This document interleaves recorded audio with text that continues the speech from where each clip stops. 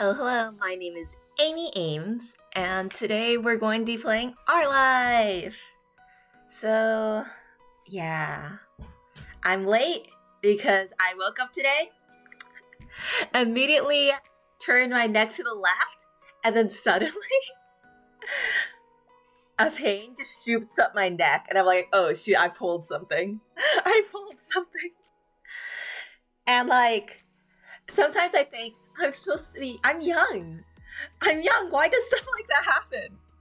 I thought at least had 5 or 10 years before stuff like that happens. But no, I have a bad back. Now I have a slightly pained neck. You know why? It's probably because I don't stretch. It's probably because I don't stretch. Damn. Stuff like this makes me afraid because I'm usually back pain comes later in your life and stuff. Why does my model feel so bouncy today? And I thought I turned that off. Oh, maybe it's because I did this? Oh yeah, it's because I did that. I swiped my hair in front of me and then suddenly, schwa. But yeah. I have pains. But yeah, let's take a look at the schedule I have planned out for this week. So yesterday I played Chain Together with Ari. I'm clearly the dead weight in the situation.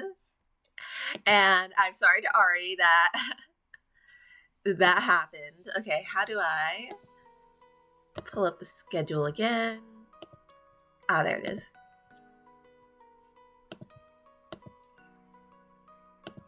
And now let's turn it on. This is our schedule. So yesterday I played Chain Together with Ari because we wanted to finish it. I don't think we're going to finish it anytime soon considering my performance at the end. At least we're 1/3 of the way complete. Besides that, once I clear that part. Oh, welcome in, Wimbologist. Welcome in. I'm talking about how my neck hurts and how my back hurts. And I'm still so young. So yeah, yesterday we played Chain Together with Ari, and I'm the dead weight in the situation, unfortunately. Today we're going to be playing more Our Life, and I feel we're so close. I can feel the end of the game. And we're still not there. I can feel it. This is the final part. Literally, Cove is right there. I'm pretty sure either we confess to Cove or he proposes. It's almost there. We are almost to the finish line. We're that close. Unfortunately, Tuesday, Thursday, Friday, Saturday. I mean, I don't stream on Saturdays usually, but I have errands to run, doctor's appointments. Gameplay to me isn't really that interesting when I play an otome game or a dating game. Those types of mobile games, it's not the gameplay. For me, the thing I like is the story, being able to relate to the characters, and stuff like that. So that's why story is more important than gameplay, in my opinion.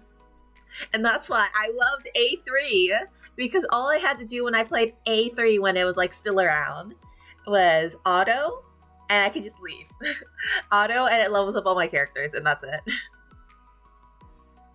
But yeah. That's what we have planned. So let me go open up Our Life, and then, let's see. Monthly reminder, back up your files. I have my files backed up somewhere. They're somewhere. Okay, let's see. Where is Our Life? I don't know. I always do this thing where I have to look across all... Oh, there's Our Life. You know it's Our Life because it says Our Life. That also has a pattern of feet on it.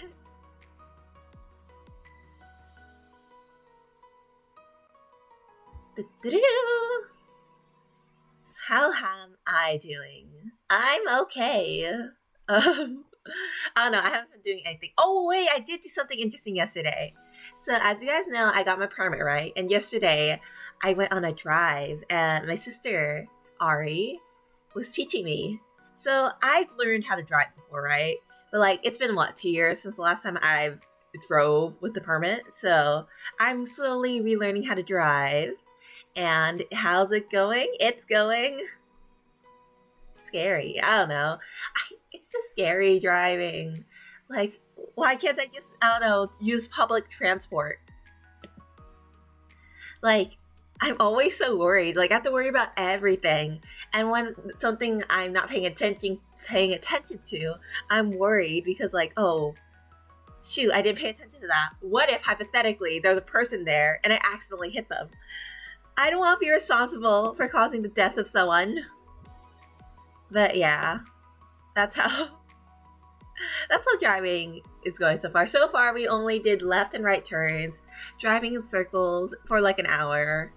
It's to like, get me a feel on the road, signaling and stuff like that.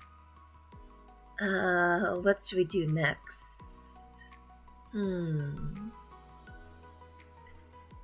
mean, we tried a little reverse, but I don't like reversing. And the thing is, we drove during nighttime, so like, I can barely see anything. When I drove 2 years ago, my father taught me in the light when it was daytime, so like, at least I could see, but now it's dark and I can't see anything. I really need to get new glasses. I mean, I can see with these glasses still, but like, not that well. I was worried when I was getting the permit test because they have a vision test, right? To make sure you can actually see. And I was worried, oh no, well, I'm not able to see the board. And I could, but I had to squint a little. And I was worried that, oh no, what if I fail here? What if I don't even get to take like the actual test part and I fail? I know, right? My neck. See this neck of mine? Look, this is how it went.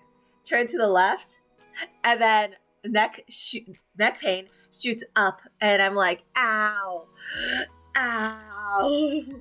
But yeah, bro, I thought I had time. I thought I had at least 5 to 10 years of my life without pains in my body. But I guess my body grew faster than my physical age.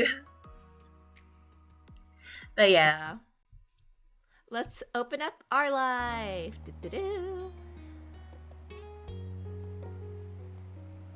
The our life window here, and the audio over here. Okay, perfect.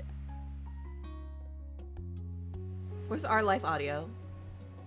Oh, there's our life audio. Everything's a-okay. Phew. And I hope we finally finish Cove's route. Finally. We're on episode what? 11, 12 or something? But yeah. Oh yeah, since Tony, I'm pretty sure you just came here now. Yesterday I did some driving, and I wasn't bad. But it was mostly just left and right turns, and some reverse. I don't like reversing. I don't know. I hate wheels. Not wheels. I hate mirrors. And we drove at night, so I couldn't see anything. But yeah, slowly making progress to that license. I just need to not F up the test. Okay, let's continue. We're meeting up with all our Tomodachis. Cove looks so much older than everyone else. Like, you guys could still pass as, like, in my opinion, teenagers. And then we have Cove, who looks like he could. It's the haircut. It's because I gave Cove long hair. He looks like he could be someone's dad. Oh my gosh. I wonder if it's because I made him buff. Oh, I don't know. I need to figure out how to drive first. The last time I drove with a permit was like 2 years ago, so I need to slowly relearn everything, relearn how to parallel park normally, and what else? Reverse. Change lanes. Oh my gosh. Changing lanes. I hate changing lanes. Why do I have to look? Why can't I just switch lanes?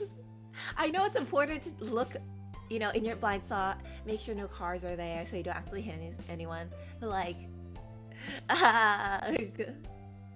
absolutely hate it. Absolutely hate it. This is why I need to be rich. This is why I need to win the lottery so I don't have to. Thinking is, I hate thinking. Because I overthink everything. And I do not want to think on the road because I'm going to be having to worry about so many things. And I'm like, no, I just want to be rich, hire a chauffeur, and have them drive me around. Oh my gosh. Then I'm gonna buy a chef and have them cook for me. Anything I want. And you know, I'm gonna be a good billionaire or millionaire or whatever. I'm gonna donate to charity. Like, so at least some of my money goes back to the people. I'm gonna be one of the good ones.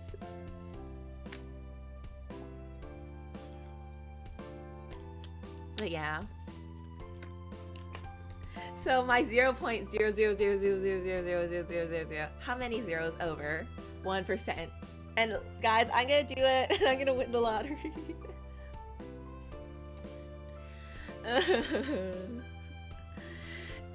But anyways, let's continue. I wonder. It's because I always hear so many bad stories about winning the lottery. But I'm like, don't be dumb. I say that, but like, imagine I win and I still end up broke. I'm like, how did that happen? How did that happen? Oh my gosh, wait. Imagine fantasizing about being rich, but like, it's never gonna happen.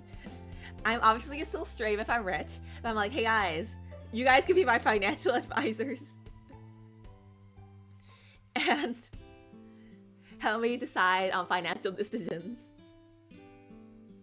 I know, that's why I have to win a big one. Like, for example, like, if taxes take like 50%, right? Oh, welcome in. I mean, wait. Okay, that's the one I could at least still give you a greeting. Good. Welcome in, legend. Hope you're having a fantastic day. Saw you chose the lurking option. And hope you, I was trying how to continue the sentence. I have not come up with a phrase what to say to lurkers yet. Welcome, lurkers. If you're lurking, have a wonderful day. Thank you for coming by, stopping by. That sounds good. Thank you so much. I need to know things. I need to get better.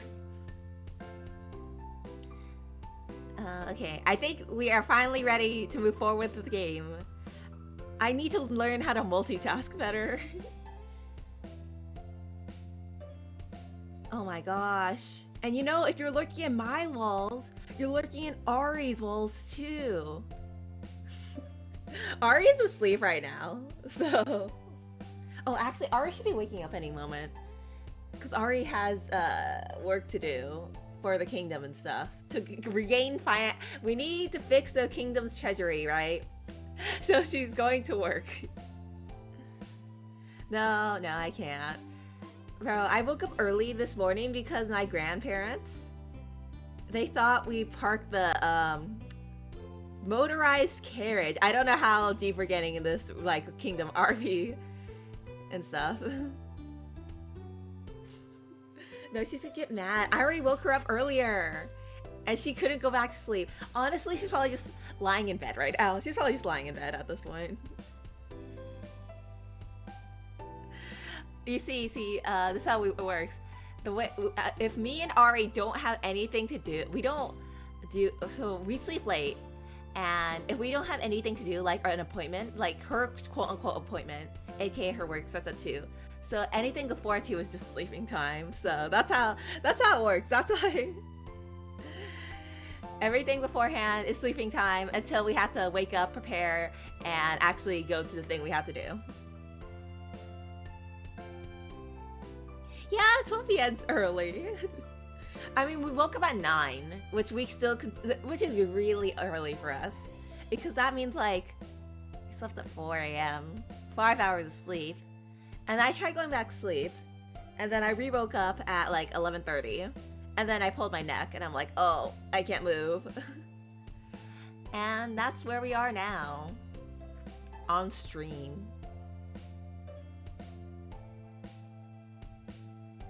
"12 a.m.? Yeah, we were still... Wait. You woke up 12 a.m., not p.m.? Because that means it's like nighttime. Oh my gosh. We were still awake. We're not doing anything productive. We play video games and stuff. Actually, no, I was doing something productive at nighttime. I was practicing coding skills because I have I want to get into this program, right? And this program, let's see, it's like, oh, you need to pass a test to get into the program and meet a certain level. I'm like, oh my gosh, my skills are so rusty. So I'm like slowly been relearning how to code again. It's not that I don't know how to code, it's just I'm a very slow coder, and like these tests tend to have like are time restricted. I'm like, oh no, I'm a slow coder. How are we gonna do this? But yeah. Oh, I wish. Unfortunately, Tachibana wasn't online today. I wish. I wish. I don't know. For some reason, we've never had the.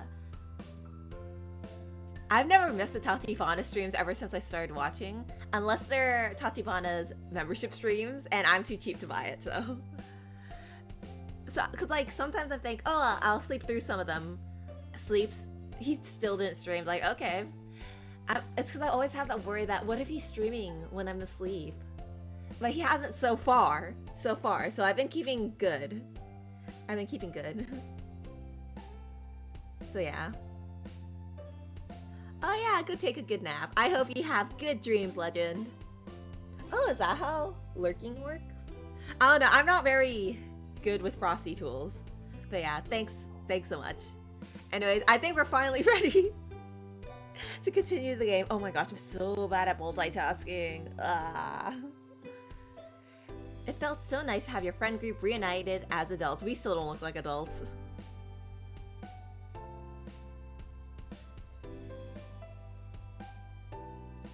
Oh, it's like... yeah, it did. Because, I don't know. Maybe this bot's just a bit smart. Oh my gosh, no. I don't...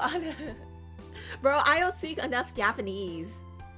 And I'm worried, like, oh my god. I don't think Tachibana has Discord. I don't know. I wouldn't know. But yeah, I think the bot is, like, smart like that. That's why, like, it could tell. Like, sometimes it even, like, says things like, oh, it could tell me what, like, it gives me, like, a description of what game I'm playing and stuff like that. The bot's just smart like that.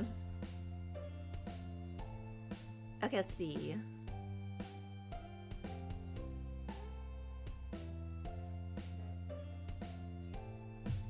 Will it let you lurk? Oh, this is kind of fun seeing you guys try things, and I don't know what's happening. Maybe you have to put lurk, exclamation lurk in the beginning. Try that. Imagine the bot's like, oh, you're not lurking anymore, immediately shoots you. Oh yeah, see, Tony, we see your lurk and raise you a virtual high five. Rest up or sneak away. We got your back. I see. Interesting.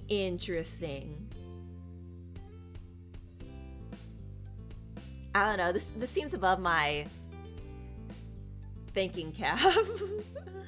I don't know what to make of it. Oh yeah, it's okay if I talk to myself. You can lurk if you'd like. I have Cove to keep me company.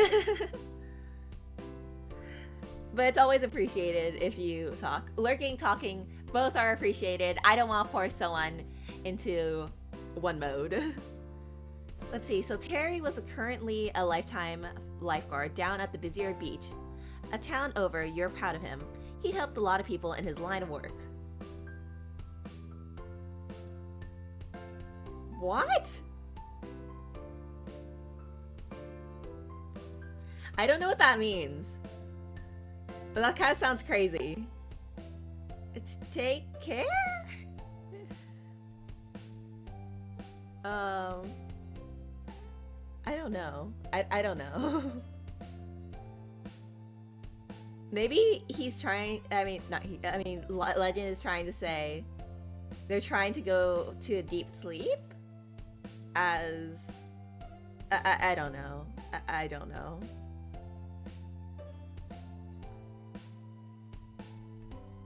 Anyways, Miranda took Ko's hand and one of yours in her other. Her eyes alight, she gave you both a gentle squeeze. So great. I'm so happy to see you again. Hey Terry, hi Miranda.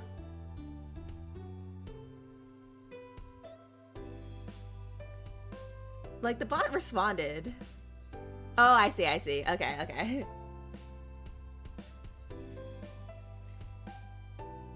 I don't know, my bot's weird. My bot's weird. He answered assuredly. It was clear that he was equally glad to see them. This reunion was long awaited. For a while, Miranda had been working hard as an assistant at a school while continuing her own education. She also kept busy running a small online shop selling crafted knickknacks she made. Let's see, saying, it's good to see you too. I missed you. It's been forever. You look so cute. You smiled. It's been forever! I know. I shouldn't let either of you go. Don't you just want to stick around here forever? Randy, we can't stay like this forever. How will you create art with both your hands in use? Okay, I'll give you your hands back. Miranda released her hands, giggling. She eyed you both carefully. So, how have you been? It's nice. Things have been nice. Let's see. The thing is, the Amy in the game has such a perfect life. Yeah, everything is perfect. Meanwhile, the Amy here. That's cool. I can tell. You're sparkling. Like a vampire. Standing up straighter, you felt a surge of pride for yourself. You were really happy with where you were in life and where the trajectory seemed like it was taking you. I'm really glad for you. What about you? I'm super. Terry saddled up next to Miranda and put his arm around her shoulder. Sighing dreamily, Randy chuckled up at her boyfriend. Yeah, things have been unbelievable. He pressed his cheek against Miranda's, and she let out a light squeak. The sight put an amused grin on your face. Your friends made a wonderful couple. They knew each other well and cared about each other so much. Aww, you guys are a couple. Me and wait, I'll say me and Amy, but I'm Amy. Me and Cove are a couple. Aww. It was no shock at all when you heard the news that they'd started dating. The corner of your mouth curled playfully, while you took in the warm welcomes all around. At times, it was still kind of funny how your group of 4 friends evolved into 2 couples. Not that you were complaining about it, you thought it was an amazing thing. Cove then pulled his phone out and peeked at the screen. He repeated the motion every so often. You raised a curious eyebrow at his unusual behavior. Cove was too focused on whatever he was doing to even notice you noticing him, which was even stranger. So... is there anything either of you want to do while we're here? Any place you'd want to see? I'll be up for a lot of things, but actually, there is something that I want to do right here. Oh yeah? What's that? Terry poked at Cove's arm playfully. Miranda met your eyes, silently asking if you had any idea what Cove was talking about. You shrugged. I don't know, he just kind of does his own thing sometimes. I just want to see my friends. Aww. Huh. Cove, you're already doing that. Yeah, we are literally right here. Well... True, but I could be doing it even more. You, Terry, and Miranda all turned to Cove with identical, incredulous expressions. His stare moved to a point past you 3, and you heard the scrape of sand and gravel underfoot. Someone else stepped into the parking lot. Startled, you jumped at the call of the warm voice shouting over. Who is it? Who is it? What up, guys and gals? Oh my gosh, damn! Derek, damn. Sup, guys and gals? We haven't seen this guy in forever. Nice to know you're still alive, man. Running a hand through his hair, the person who crossed the lot was unmistakably Derek Suarez. I know, right? Like, I go to the gym, but I could never get a body like this. Derek, what's your secret? Is it the protein powder? Is it the weightlifting? He was beaming the whole way. It's been too long, even though it hasn't actually been that long. but long enough. Aww. Derek, wow, I'm glad you're here. Oh man, hug alert. You ran over and hugged him. You grabbed onto his arm excitedly. You waved at him. Derek, I'm so excited. You screeched his name and waved with both arms to welcome him. Bashful, Derek scratched the back of his head. You're here. Here in the front. Blah. I need to slowly get back into talking and reading. Maybe I need to read aloud. Cause like, okay, so like it's not that I'm bad at reading. It's just, I'm just so used to reading quietly, like in my mind, that reading aloud is like, oh no. Okay, you can too, Amy. If you sleep early, eat healthy, also do gym every day, and of course training regimens. Everyday gym. I can't see that. Hey, at least 3 times. 3 times a week gym isn't bad, right? At least I'm doing more exercise than 0. I mean, oh my gosh. Do I want to get this buff? I don't know. I mean, it'd be cool to be this buff. Oh my gosh, imagining carrying other people and like, oh my gosh, I'm so strong, carries other people. I've always wanted to carry someone, actually. Like, carry people in general. But I am way too weak for that. I can't lift at all. Okay, so like, I think first, before we do everyday gym, we need to do sleep early and eat healthy. Sleep early is unfortunately not something I've been doing so far. I'm trying so hard, but like, the night is like, oh, you should totally play more video games at night. And I'm like, you know what? I agree with you, nighttime. And the time just goes away because I'm just playing on my phone or my computer video games. Ah. I need to limit my game time. I literally do. It's because like, I could always play games the next day. But I don't do that and I need to. I need to. Okay, eat healthy. That's not a me thing. That's what my that's what the people around me make. So, oh my gosh! But yesterday, my mom made me a sandwich, and it had shrimp in it. Shrimp and mayonnaise sandwich. Usually, because I like mayo. Like, if you go to a buffet, right? At like a Chinese buffet, they usually have like cut out shrimp, like butterfly shrimp. And then they have mayo on top. Or like mussels with mayo on top. It's like that. And my mom made a sandwich of that and then put a side of broccoli. And like, see, I ate broccoli yesterday. I ate broccoli, so I'm healthy, slightly. What game do you even play? You have a potato? I could play Final Fantasy. I actually could play Final Fantasy 14 on my laptop, surprisingly. It's just very slow. It's just... My ping is like in the 10,000s.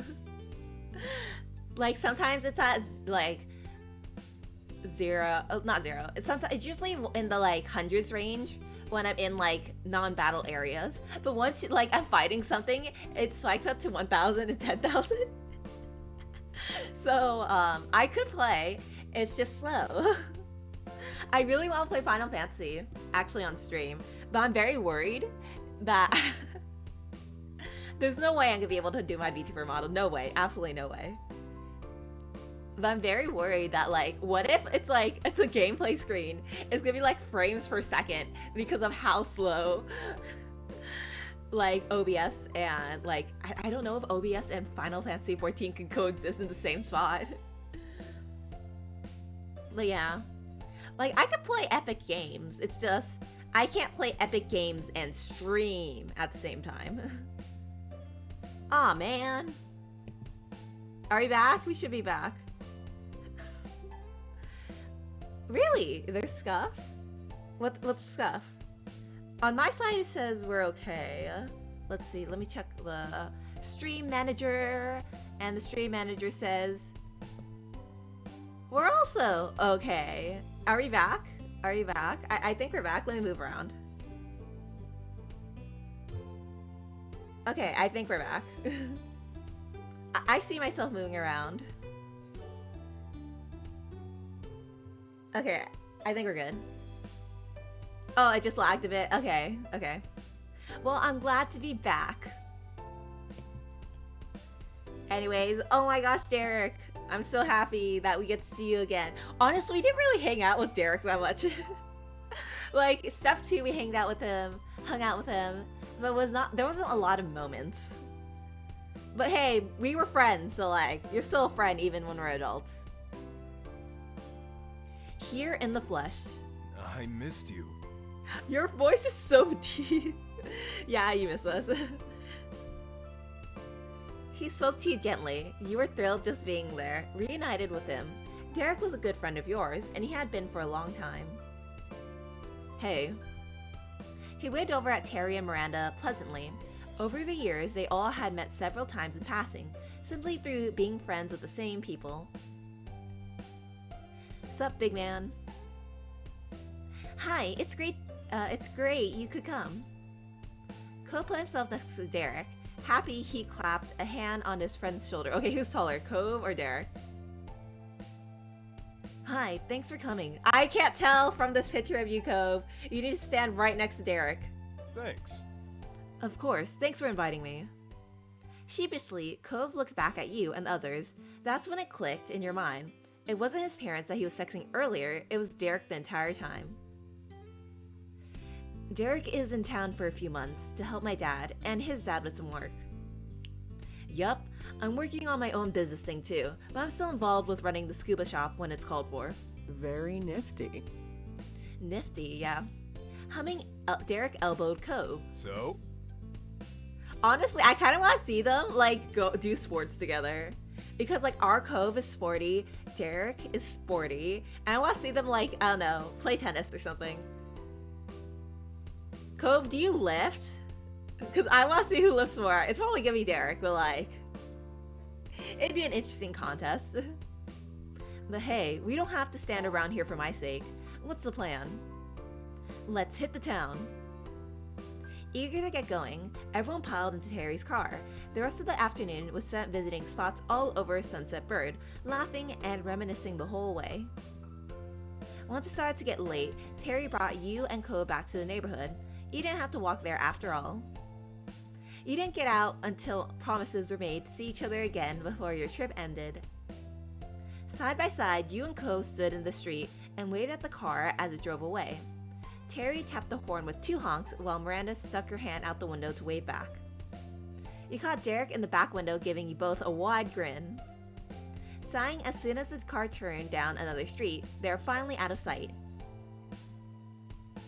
Well, that was one party. Time for another. Ready to go see your moms? Oh my god, it's time to see our mom's anniversary! Of course, it's far too early to hop off the party train.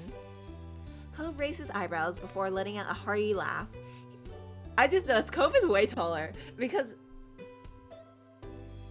I'm not sure if it's because Cove is closer to us in this perspective, but like Cove is literally going out of the screen. That's how tall he is. Cove raised his eyebrow before letting out a hearty laugh. He nodded in the direction of the house. Come on. Lead the way, conductor. Choo-choo! Aww. Spirits high, you and Cove crossed the distance to your house. It was almost time for the anniversary dinner. You'd barely stepped over the threshold of the condo before Ma descended, eagerly welcoming you both. The usual greetings are followed by questions on everyone's well-being, after which the conversation moved on to excited chatter about tonight's dinner plans. I want the lobster or the crab, whatever seafood meal they have that's rich. Or the oysters. Or the uni. Just give me a block of raw salmon and I'm gonna be fine. Cove excused himself to the restroom to freshen up before being on the move again. Oh, damn! Damn, Cove, you are just... What kind of... Is this like... Okay, so like you have abs, right? But like, how many are there? Is this like a 6-pack? 8-pack? Oh my gosh. Also, what's up with the shirt? It's kind of... I mean, thanks for the chess window, but like, we're going to a restaurant, Ko. I just need you to wear like a normal shirt, man. When you return, you're shocked to see he had entirely changed outfits. Where did that come from? I packed it with me so I could get dressed before the dinner without having to go back to the hotel. Didn't you? Or maybe you have stuff still here at your mom's place.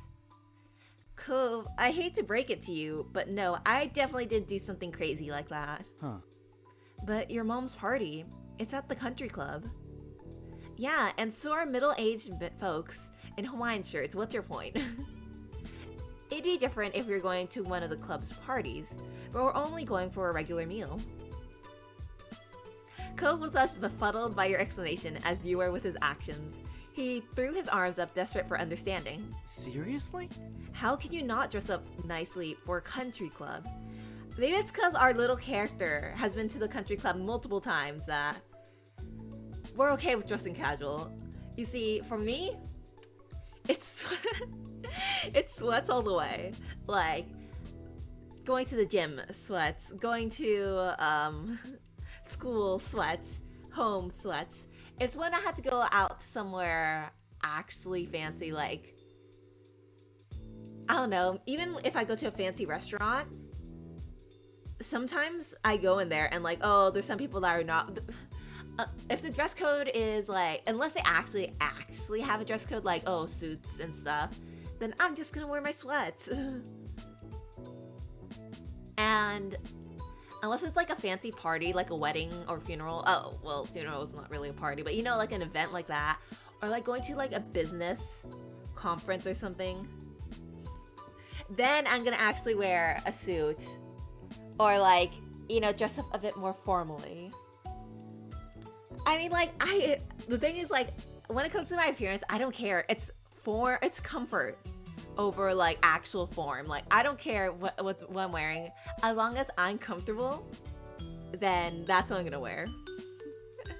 Unfortunately, my mom calls me a hobo whenever I wear sweats, so but yeah, that's my life. I don't think the Cypress is as special as you decided it is. You saw Ma, she wasn't in formal clothes, and she's one of the guests of honor.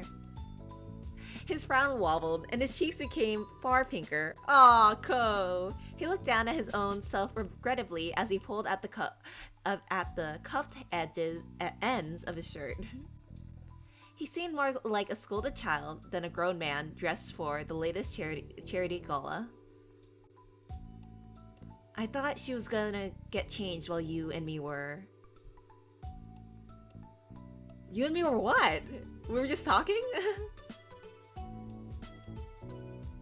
Let's see. Ma, no way. She'd need a whole lot more time than that. Let's see. Well, it's okay. You look very nice. You are such a cutie. I love how much of an idiot you are. Affection, of course. Affection. Ko could only sigh, fully embarrassed. It's okay. You're not just an idiot. You're my idiot, so... Ko's eyes stole a glance at the hall, as if he was calculating if he'd have time for another quick change. Unfortunately for him, it was not meant to be. Oh, poor Ko. The time to head out came far quicker than you'd expected. Cliff and Kira swung by the condo to make sure everything was in order, and for your second surprise that night,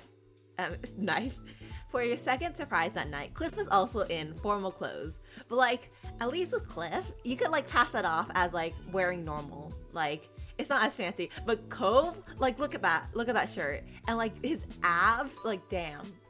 Why are you giving other people a view of your abs? Only for me, please. Only for me. And then Kira's just in normal clothing. Aw, see, you know they have like, you know Cliff raised Cove because they are literally sharing the same brain cell right now. Cove's face excitedly whipped towards yours. At the same time, Cliff went to Kira's. The two men pointed at one another. See? They're like, see? Look, see? See? He knows. Exactly, sport. Kira was talking to me like I was crazy. You and her thought alike in terms of Holden boy antics. the aforementioned Kira placed a hand delicately yet dramatically across her eyes. Clifford, our son only knows this because you were the one who raised him. Cliff chuckled, his arm moving to scratch at the back of his neck. Yeah, that's my boy. Aww. The ends of Cove's mouth gently bent up. He truly was his father's kid, in more ways than he even realized. They may be the only ones in the group, potentially the only guests at the entire club, all gussied up. But at least they could now take solace in one another. That looked to be good enough for them. All of the Ames family, as well as the honorary members, Cliff, Kira, and Cove, headed out at the same time to the Cypress. It was to be a perfect reunion. An impeccable smart host greeted you on arrival, smoothly leading the way to the set of tables reserved for your group. Once you're all settled in, chosen drinks were poured into delicate glasses. The food would be coming out later, letting you soak up the atmosphere for a little longer. Like, it gives me vibes of this country club. Gives me vibes. It kind of reminds me of like a casino, where like you don't have to dress fancy to go to a casino. But there are people that sometimes dress fancy to go to a casino. It gives like those type of vibes. Smiling, your parents faced a group of familiar faces, all gathered here together to share this special day with them. Mom reached over and took Mom's hand, clasping it between both of hers. Thanks. Thanks for being here tonight, gang. Marrying this lady right here is the best thing I've ever done, and there's no one else I'd rather celebrate that with. Yes, we're so lucky. Not only do we have each other, but we've got such a large and loving family through all of you. Around you, you heard people saying "aww" and chuckling appreciatively at the comment. Lee had clasped her hands tightly in front of her, her eyes shining. Your eyes met Liz's misty ones, and the affection she had for her moms carried over to you too. Aw, look at that! Aw, that's adorable. But at the same time, ew, I can't believe you guys are kissing. I can't believe my moms are kissing in public in front of other people. Oh my gosh, Mom, ew. Moms, you can't just do this in public. You turned your attention towards the happy couple just as they leaned into the kiss, smiling all the while. The table responded with cheers and clapping, shouts of happy anniversary, and other congratulations continuing even after they'd broken apart. Mom beamed as she watched Ma giggle dreamily. The waiters reappeared, delivering delicious plates of food, and the dinner began in earnest. Both conversation and laughter continued to flow freely as the night went on, with the two families relishing the opportunity to be together once more. You see, the reason why the Holdens are here is because those Holdens, they're family, right? And we're gonna become official family once I marry Cove. Eventually, after your hunger and thirst has been fully satisfied, the plates were cleared and the event began to draw to a close. You never told me what type of food we got. No. Cliff and Kira exchanged goodbyes with their family before heading out together. Cove gave his goodbyes to his parents while heading back until your moms were ready to head off. You were getting a lift back with your moms. It was already late, so you discussed the possibility of going straight to the hotel rather than going back to the condo, but Cove had asked if they'd mind taking him back to the neighborhood. He'd wanted to visit it a little longer. Your moms had happily agreed. Liz and Lee were feeling tired, so your moms swung by their hotels during the trip home, while you and Cove made the full journey with them. Riding in the backseat of your mom's car with Cove felt more than a little nostalgic.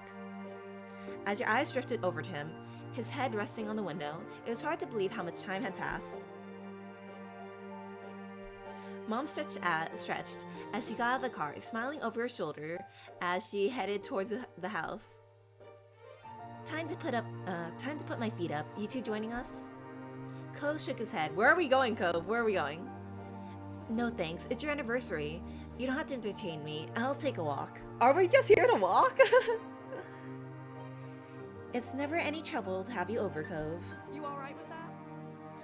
Let him do as he please, Lonnie, but you better not stay out too much longer. later, or there'll be trouble. Ma chuckled as Mom waggled a finger, her expression exaggeratedly severe as you appraised a role that, in truth, she never really played. Neither of your parents had been particularly harsh as you'd grown up. Ma joined in on the act. Don't go too wild just because there's no school tomorrow. There's no school tomorrow. That's exactly why we're gonna go wild. I could stay up all night if I wanted to. Laughing, they made their way inside, leaving you standing out in the dark street with Cove. You didn't even need to ask him why. You already had the answer for this. He wasn't yet ready for the day to end. Without a word, Cove began to stroll down the road. You walked alongside him. You'd known each other, you known your destination long before you arrived on the dark and utterly deserted beach. There were no lights down here, nothing but the moon and the stars for illumination. The only sounds were the gentle waves rolling in and out, and the soft sound of the footprints you left in the sand. In other words, it was perfect. Cove stepped out into the waves without a word. He looked up at the sky with a smile, then tucked his head down and began to pull his fancy shirt off. Are you stripping in front of me right now? Oh my gosh, look at that. Let's see, let's count. 1, 2, 3, 4, 5, 6, 7, 8. It's an 8-pack. Cove has an 8-pack.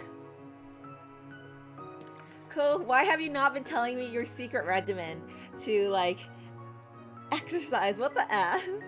And, like, Cove also has, like, this type of muscle. Isn't this the part of muscle that's really hard to work out? Oh my gosh.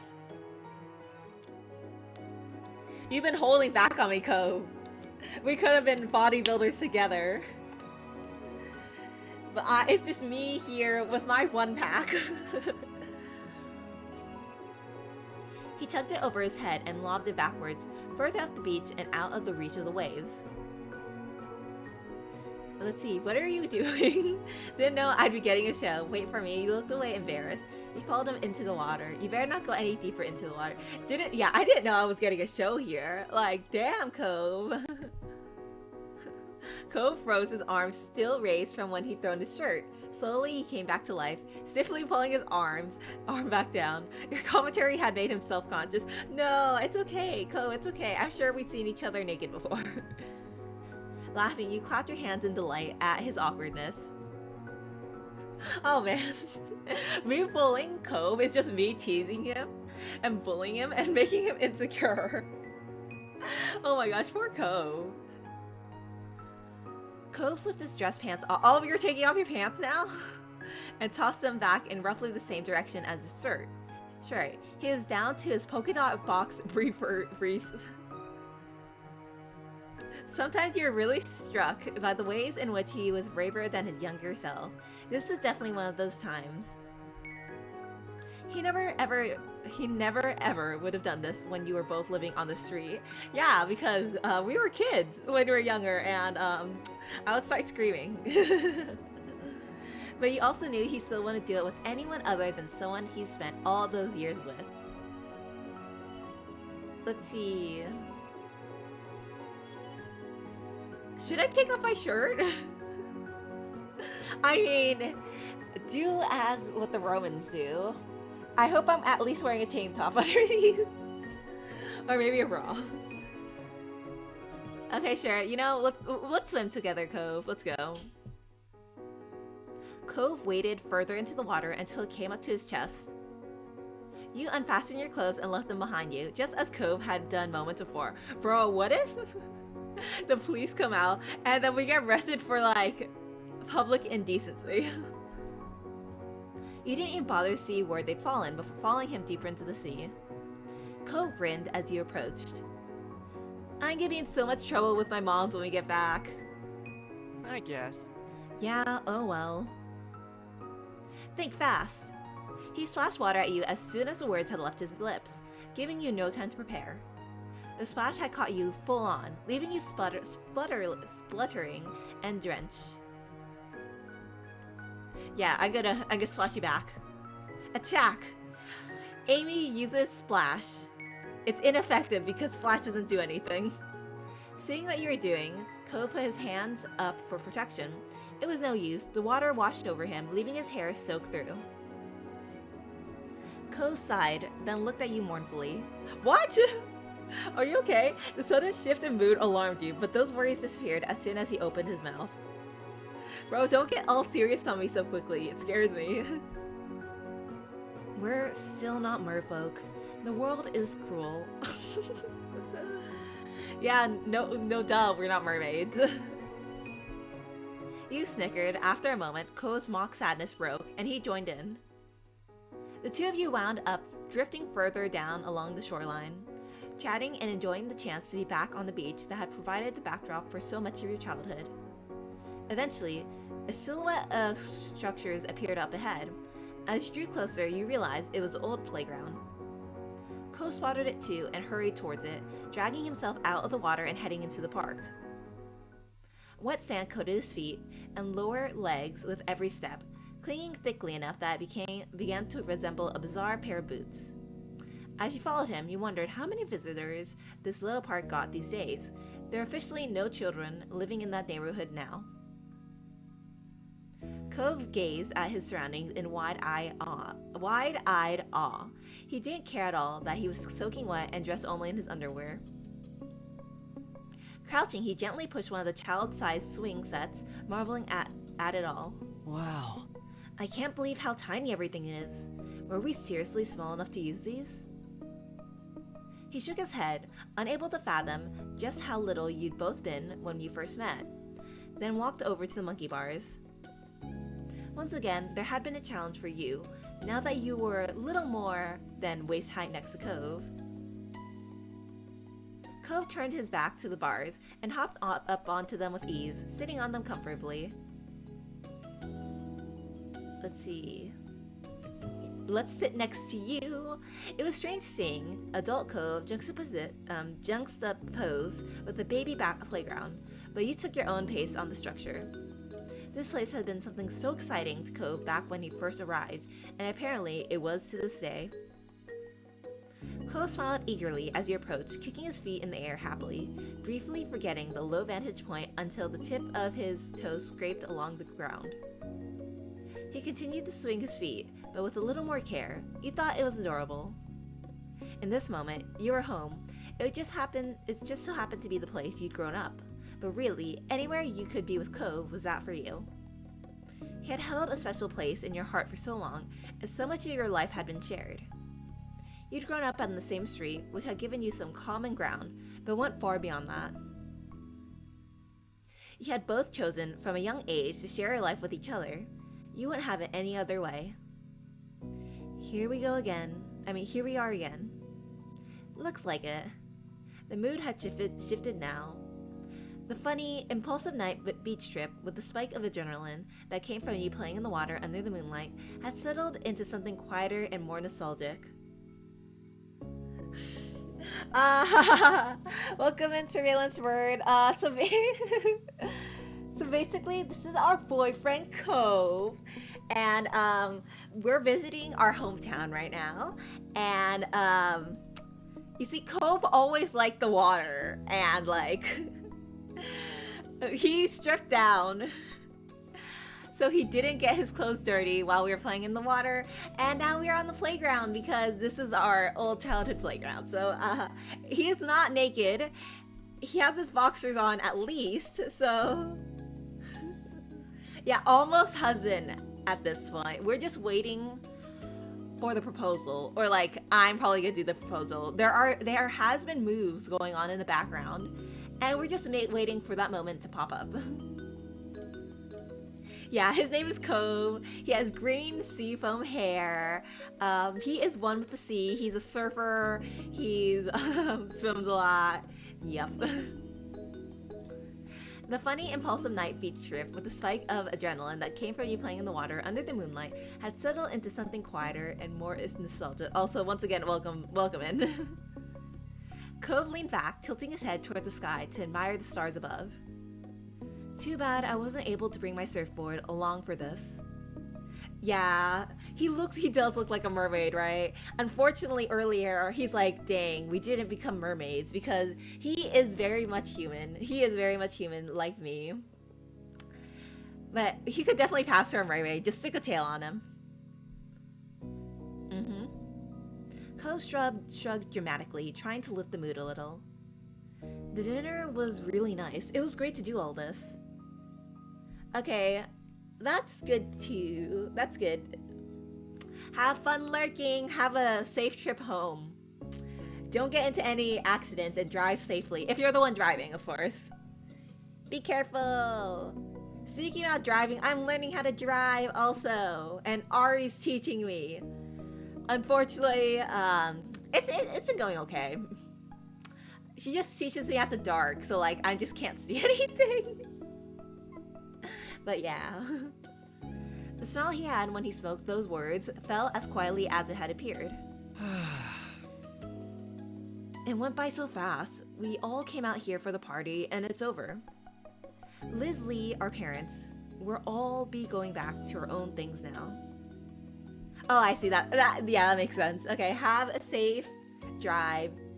Be careful and drive at the speed limit. I mean, what I learned from when I took the permit test is you have to drive safe conditions under the conditions of the road and drive at the same space, like, you know, speed as other cars, signal, and don't get road rage, and always have enough space between you and other cars, of course. Ganbatte.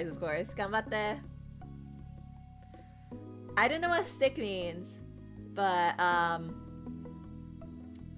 there is it's a modern. I don't know, the car's from 10 years ago. I don't know if it's called a stick because there is a stick, but like that's mostly like turning to like, you know, making it go from parking to neutral to drive and stuff like that. But it's not. I don't think it's stick. It just has a thing to like change the mode or whatever. But yeah.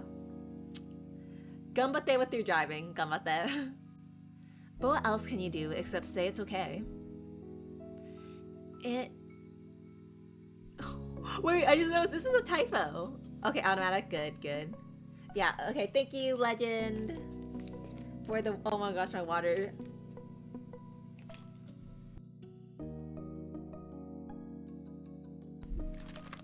Yeah, good. Driving time. Yeah, stretching. Oh my gosh, oh my gosh.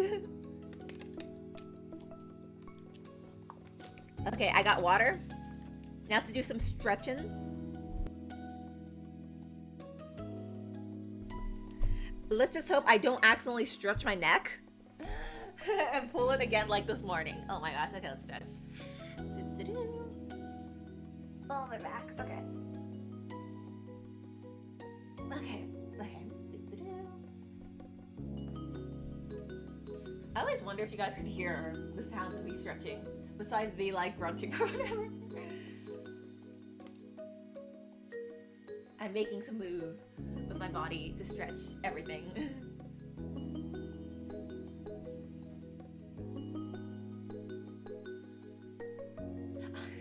Guys, time to stretch my neck. Because it's absolutely break my neck. Oh, it's still sore where I pulled my neck. Okay, let me get back into the chair and wrap myself in a blanket because it's kind of cold. I mean, it's not cold compared to the rest of the country, who like that's literally going through like a snowstorm or whatever. I'm complaining about my sunny weather being slightly colder than usual.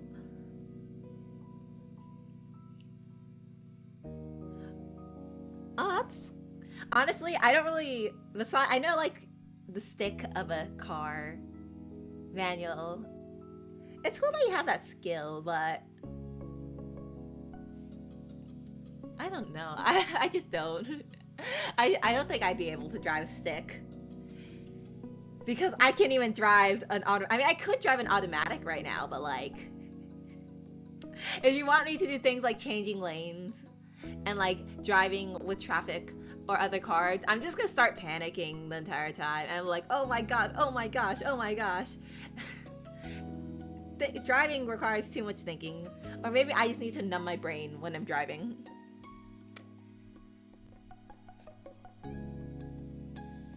And this is a typo. It's supposed to be I guess it's part of growing up, not it guess. I guess it's part of growing up. This place and these people, they're our foundation. It shaped who we are now, like making castles out of sand. I owe a lot to Sunset Bird. His eyes crinkled fondly, and Ko's voice was gentle when he spoke again. We had a good childhood, I think. Yeah, it was the best childhood, man. I got to spend it with you. I think so too. We're really lucky. I always remember our days here. Yeah, you're sounding so old right now, bro. Seriously? It's just how I feel. Dang, I miss my childhood days too. He shook his head, sighing heavily. All right. His smile took on an uncharacteristically harsh twist. He had a feeling where this was going. We better get home before your dumb parents who don't know anything get mad. You had to laugh at the half-hearted impression of the sour kid you'd once encountered in this very park. He chuckled along with you for a moment before tapering off. I hope we don't get grounded. The jokes kept coming. It was very amusing to imagine that not only could your mom somehow ground you as a fully grown adult and an independent adult, but that their powers also extended over to Cove as well. As much as you're enjoying being back here, Cove was right. You had to accept that you needed to go now.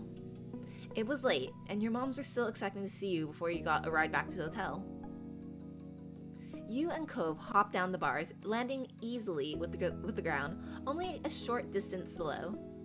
Before you could return, you had some clothes to retrieve from the beach. You guys didn't get your clothes? But the wind blew it away. It's like, oh no, I have to walk around in my, I don't know, bra and panties and Cove's boxers. You retrode the same path, following the footprints down to the shore you'd left in the sand only a little while earlier. How would you explain? We just show up to our mom's house and we're just naked.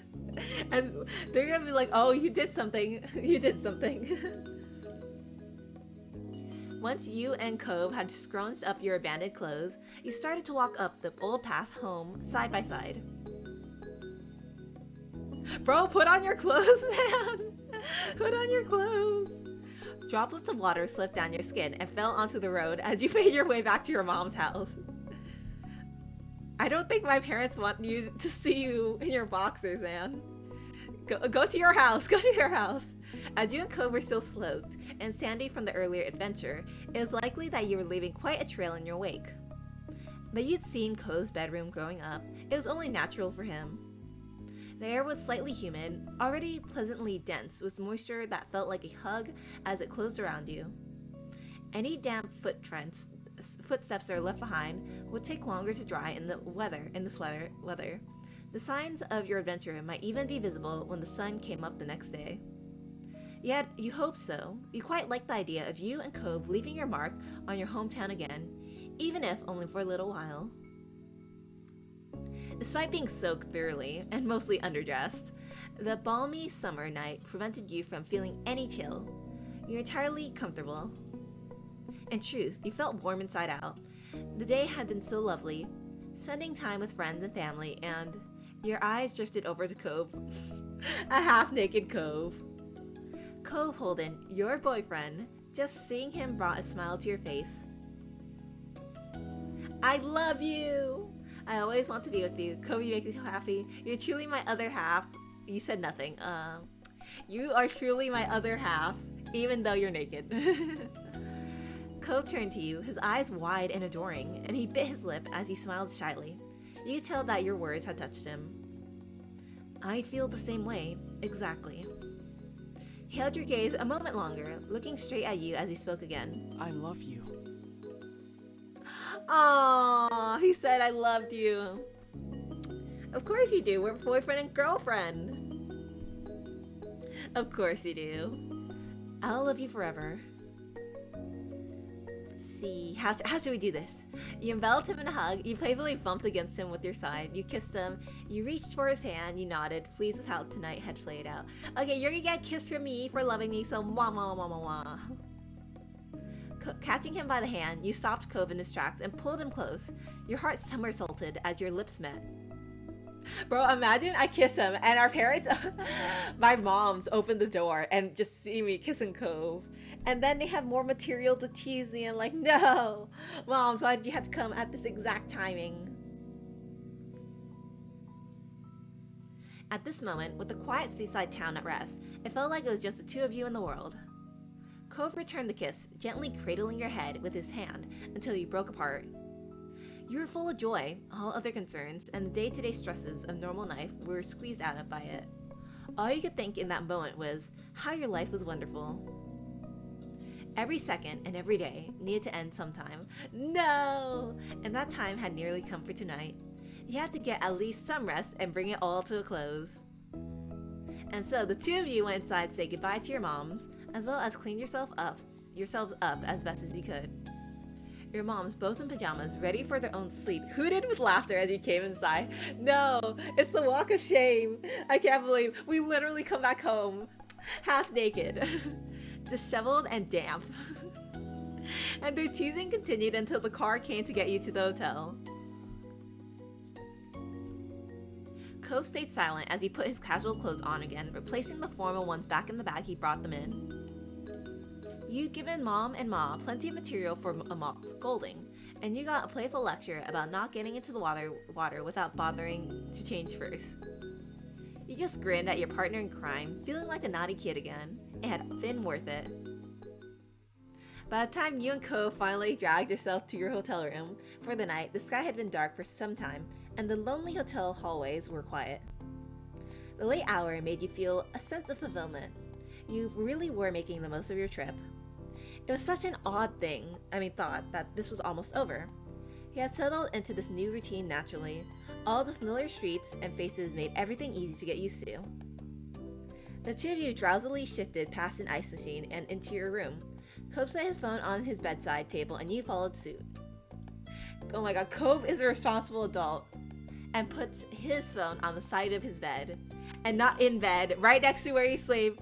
So like you have easy access to like play your phone while you're in bed. You both started settling in for the night. The hotel room was a welcome sight after your long day. You noticed Cove rubbed the back of his neck and yawned. His voice was quiet and distant. Are you gonna sleep in that? I hope the pet sitter is doing good. The wish wasn't exactly directed to you. It was just a sleepy thought that Cove had unleashed upon the world at large, but he still agreed. I hope so. That sitter is watching some of the best animals on the planet. Cove still kept fish after all these years, delightful, colorful things in huge aquariums. He spent a lot of time when he wanted to relax, just watching them swim. Though they weren't just his, the two of you were raising them together in the place you shared. Yeah, we're raising little fish babies. Of course, with you both gone, the fish had needed someone to take care of them. Cove asked one of your responsible neighbors to handle the job. You were glad to have a decent pet sitter. Cove wasn't the only one who loved those fish. Cove's anxiety about leaving them hadn't subsided. Over the vacation, you had caught him a few times texting the pet sitter and asking about his fish. You see, at that point, you just needed, let's call it a little baby monitor or like a fish monitor, like a little camera to look at the fish to keep you calm, Cove, because everything is a-okay right now. I don't know, I feel like it's kind of hard to kill a fish unless you like really want to. Like, A, you starve them, and B, you grab them by the little body and just squish them. See, that's how... Oh my gosh, that's so sad. That's so sad. It's okay. I'm pretty sure our neighbor is not trying to punch her fish in the aquarium.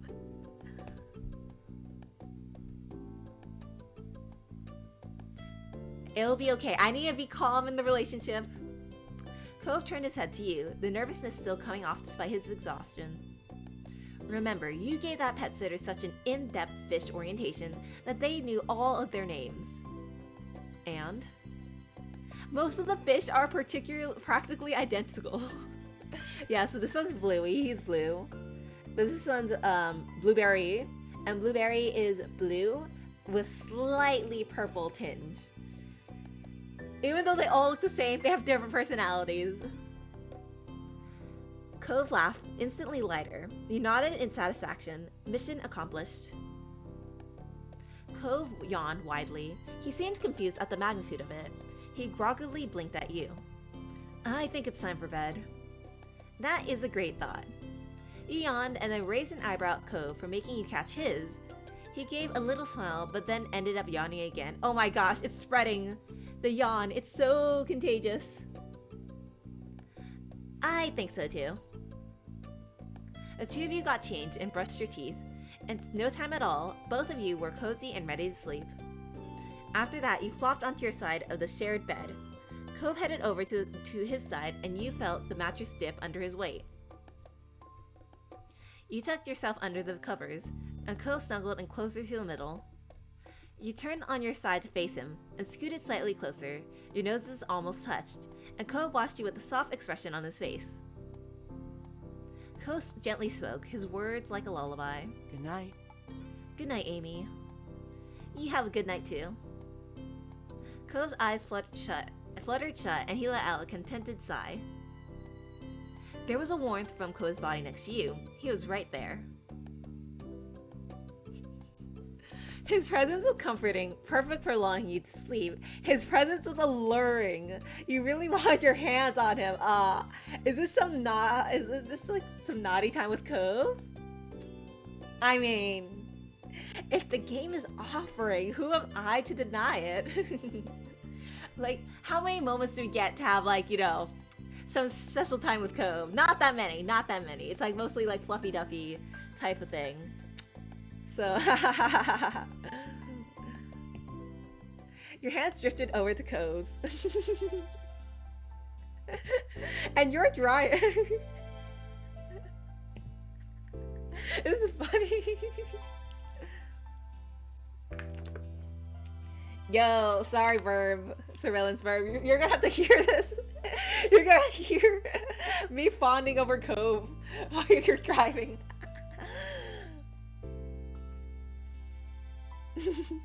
Hey, I don't think we're gonna see anything bad. You know, hey, I heard some streamers have what's called 18+ streams, right? Like, it can't be that bad. It can't be that bad, right?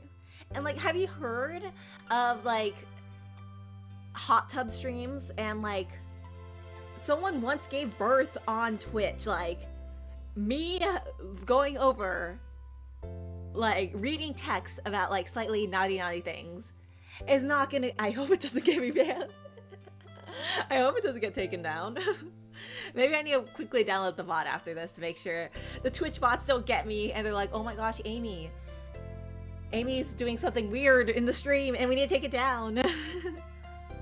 Nothing is going weirdly on Twitch. Everything is A-okay. Are they gone yet? Good.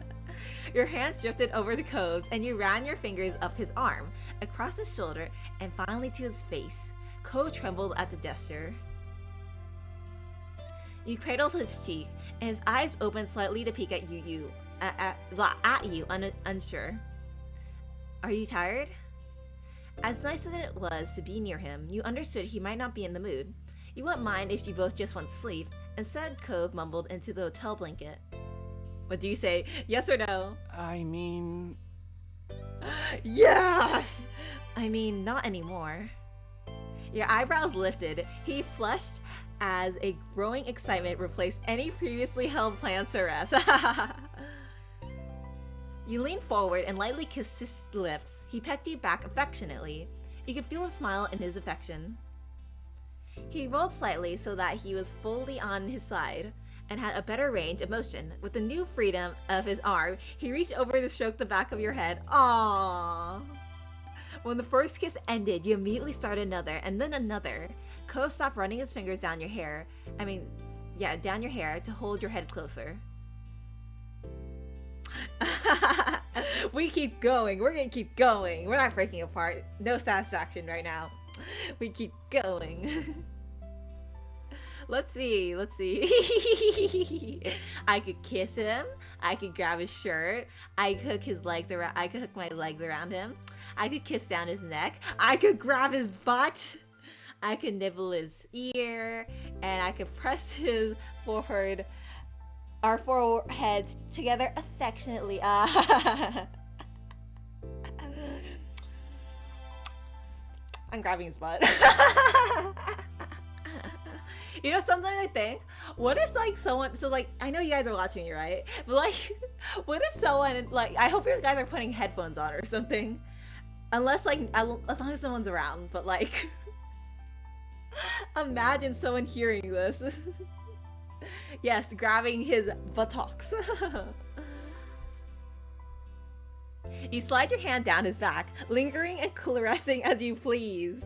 However, your touch had a purpose, and you kept going until you grabbed his butt. A shiver went through him, and he gripped your pajamas harder. You smiled at the curve of his lips. Let's see, okay, so we did the buttness. Let's see. Let's grab his shirt. You tugged and pulled at Cove's soft pajamas. It stretched under your fingers. Cove started to run a hand through your hair again, sweetly cutting through the strands. It was a never-ending reassurance that he was here and he cared about you. Let's see. I'm gonna hook my legs with his. You tangled your legs across Cove. You needed to get even closer. He twisted his arms around your back, your back, and kissed the corner of your mouth. I mean, it's very soft. Like, this is not like, we are not getting into like the deep, like things like that. Like our, like, you know, what's called Twitch allows our life to be on, like, you're allowed to stream our life because it's clearly one of the categories. I am, like, I'm sure other people played this too, this part too. You know, I heard there's like an even more. Oh, did I freeze a bit? Okay, good. I heard there's like they have a DLC that's even more like more touchy, like more like he does more things, and I'm like, oh. Like, I feel like if I read that, then maybe the stream gets taken down. This is soft. This is barely anything. This is just heavy petting. We're not like actually doing anything that deep. It's like cuddling, petting, you know. Let's see. Kiss him deeply. Kiss down his neck. Nibble his ear. Let's eat Cove and nibble his ear. I'm not pulling back until I get through all these options, bro. Actually, let's kiss the neck, then nibble the ear, then kiss him. Oh, no, man. Oh, no. I didn't read it. Go back. Okay, good. Kiss down the neck first. You bent over Cove. The covers wrapping around you and kissed all the way across the side of his neck. Cove squirmed under your touch and made a new pleased noise with every touch. Ah, I am clearly the top in this relationship. And now we can nibble his ear. You pressed your chest against his and toyed with his earlobe, peppering it with soft little bites. Cove spoke breathily, inaudible words against the crook of your neck. Okay, now, you see, we kiss him, and then we press the foreheads together affectionately. Like, the forehead press against your partner is like, it's like you're signaling the end, right? And it's very cute and very romantic. You snaked your arms around Cove. Yeah, you kiss him, and then you press your heads together. That's absolutely cute. You snaked your arms around Cove and pulled him as close to you as you could. You savored the heat of his body against you. You pressed into Cove as long as you could manage before needing air. He responded just as desperately. Now the forehead press. Cove happily looked back at you before he bent his torso so that he was in a position more over you. You know, like, we did this before, like, in step 3, right? But then, like, halfway through, they ended it because, like, Cove got too embarrassed. Cove's too intense. You see, Cove's an adult now. He knows my antics. This is normal. We're doing this. Cove happily looked back at you before he bent his torso so that he was in a position more over you. He kissed you and ran his tongue along the bottom of your lip. You kissed him back eagerly, encouraged further. Cove twisted his head towards his pillow and squished his face into it, letting out a sigh. You smiled and you snuggled up against him, both of you starting to settle from the heated moment. Okay, I think the moment's done. I want more of that. Cove's face remained pressed to the pillow, and you watched his chest rise and fall visibly with his deep inhales, but his arms stayed around you, holding you close. When his breath slowed, he shifted back over and met your eyes. Cove nuzzled his cheek against you lovingly and whispered, "Aww." We really shouldn't stay up all night, huh? Yeah, we shouldn't. We really shouldn't. You accepted Cove's judgment. He was right. You both needed sleep for tomorrow. So, like, that DLC, I can't wait for the DLC. You curled up comfortably in each other's arms, ready to actually settle down for the night. It wasn't long before you were certain Cove was asleep. You hadn't followed him to Dreamland, however. Yeah, we haven't, because I sleep at 4 a.m. So there's a few hours, so I'm just gonna hang on my phone a bit until, you know, sleep overtakes me. Instead, your mind was busy working through your current situation.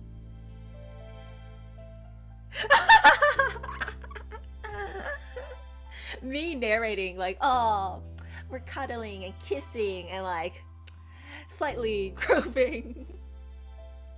Yes, this is embarrassing moments with Amy Ames. Thank you. Thank you so much for listening, guys. If you wanted to propose here in Sunset Bird and still make it something special, you're running out of time. Oh yeah, the plan! We're making moves! We're making moves, right. There weren't many going to be opportunities tomorrow where Cove would likely part from you, so...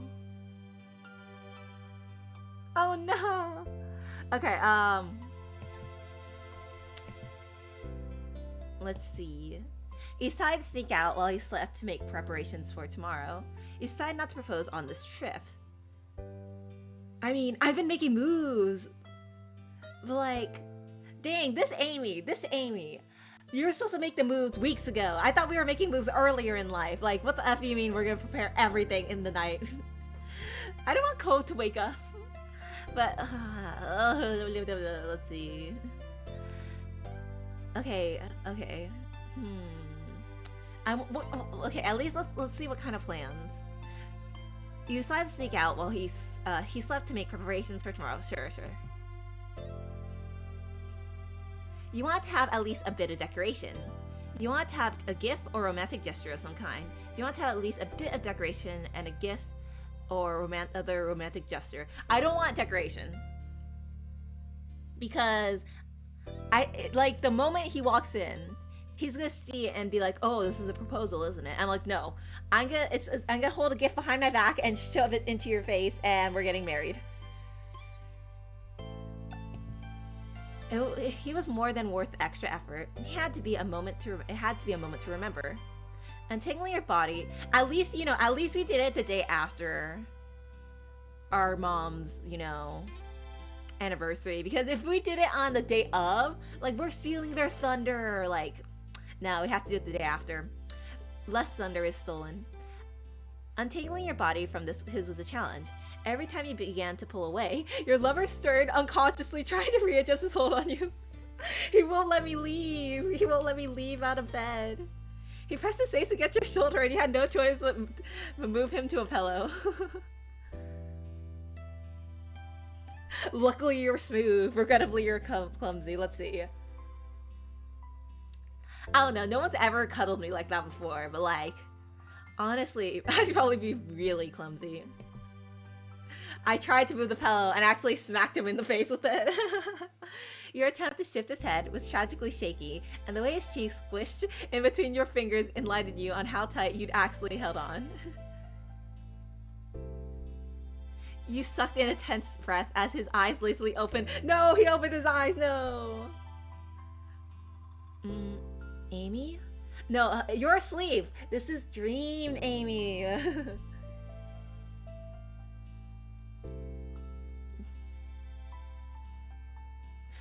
Don't worry, everything's okay. I'm just a little too warm.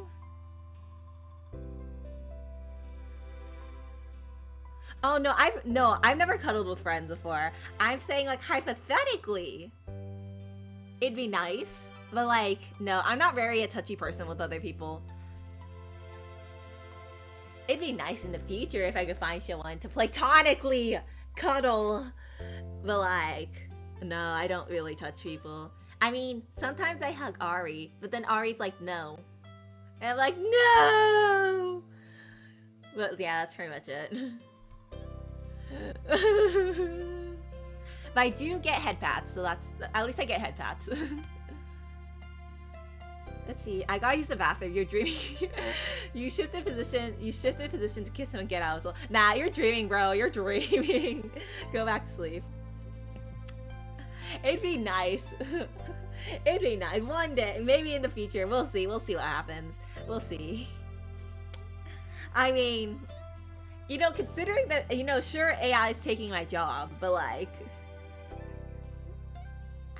AI boyfriend, IRL robot, hug bot, I don't know. I don't know. I feel like sometimes that's closer than an actual human being, unfortunately. Oh, it's like, you're dreaming, bro. He's like, oh, okay. Cole's eyes and arms drop, releasing you from his snuggled grip. Bro, he bought that. You're dreaming. You offered Cove a silent apology for the secrecy before dropping completely out of the bed. Finally, you slipped into the night, catching a ride to gather what you needed for the occasion. From being under the blanket of the hotel to the blanket of the starry sky above you, you made the most of your time you had. What do you mean? Bro, what's gonna be open at like 3 a.m. right now? Once your modest plans were achieved, you didn't waste any time returning to where you were meant to be this hour of the night. I'm gonna go back, and then I'm gonna be like, my eyes are gonna be bloodshot because they're exhausted. Returning to your spot in bed was a welcome relief. You could rest easy now, and even though only a few hours were left to do so, still you had no regrets over losing some sleep. You were going to post Cove Holder. Let's go! Your eyes felt blah blah blah. Your eyes fell closed sometime after. You were not sure exactly when, only the fact that they were now too heavy to open. Unsurprisingly, your exhaustion did not give you too much time to muse on what you'd done, and in what felt like seconds, you were already dreaming. I'm tired. The dreams dancing around your head became fragmented and faded until you couldn't remember a thing about them at all. You're growing more aware of the real world. Speaking about dreams, bro, I had a dream that a bat was trying to bite me. And I was like, no, stop following me, stop trying to bite me. And I'm like, bro, I went to different rooms and it still followed me. I'm like, what the F? Yeah, Cove was gently waking me up. I am way too lazy to wake up. You woke up feeling enveloped by warmth. Humming happily, you felt Cove's fingers trail up your arm. You open your eyes with a smile. Groggily, you struggled to keep your eyes half open. You held it and squeezed your eyes tight. Closing your eyes again, you snuggled into Cove. I'm closing them again, but I'm hugging you, bro. You nuzzled into his chest, letting out a delighted sigh. The warmth of your breath sent a shiver through his body. You wrapped your arm around him, holding him there. Not that Cove minded too much. He happily held you back. The sleepy morning couldn't last too long though, and eventually you felt Cove's thumb rubbing circles into your shoulder, trying to ease you back awake. It's okay. I don't want to leave either, but it's got to be done. We have to get up, Amy. No, I want to go back to sleep. Once we get past today, we can spend as much time in bed together as you want, okay? No. You can't get me out of bed. You can't make me. Your eyes snapped open at that, and your grip on him tightened as you lifted your head up to look at him. His mouth curled playfully. Bro, it takes me like an hour to get out of bed. Wake up at 11. Go back to sleep. Wake up at 11:30. Go back to sleep. Wake up at 12. Have to get up, but like, I fight it. I try to fight it. You sat up fully with a big yawn, stretching your back, then your arms, and lastly, your neck before accepting the day. The blanket fell to the side, while you swung your legs over to the side of the bed. A part of it almost got caught on your foot, but you kicked it away. Cove slipped out of the bed on the opposite side. Today would be your last day in Sunset Bird. The only thing you had planned was some family time in the old neighborhood. You figured you'd see where the day took you from there. Yawning again, you glanced over at your clothes. There was just one more day to live out of your bag.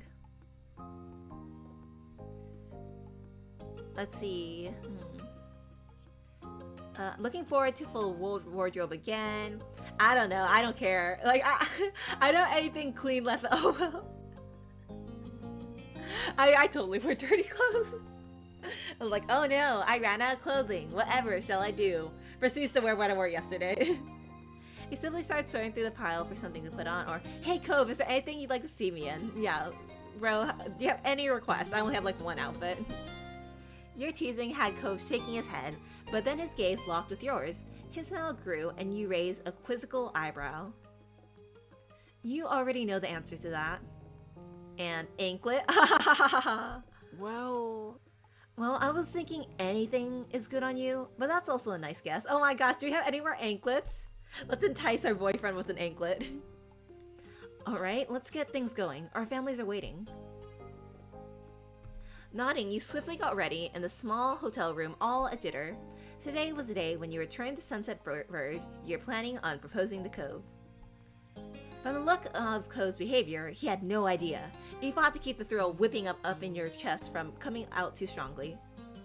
As soon as you had your stuff together and were ready to go, you were off.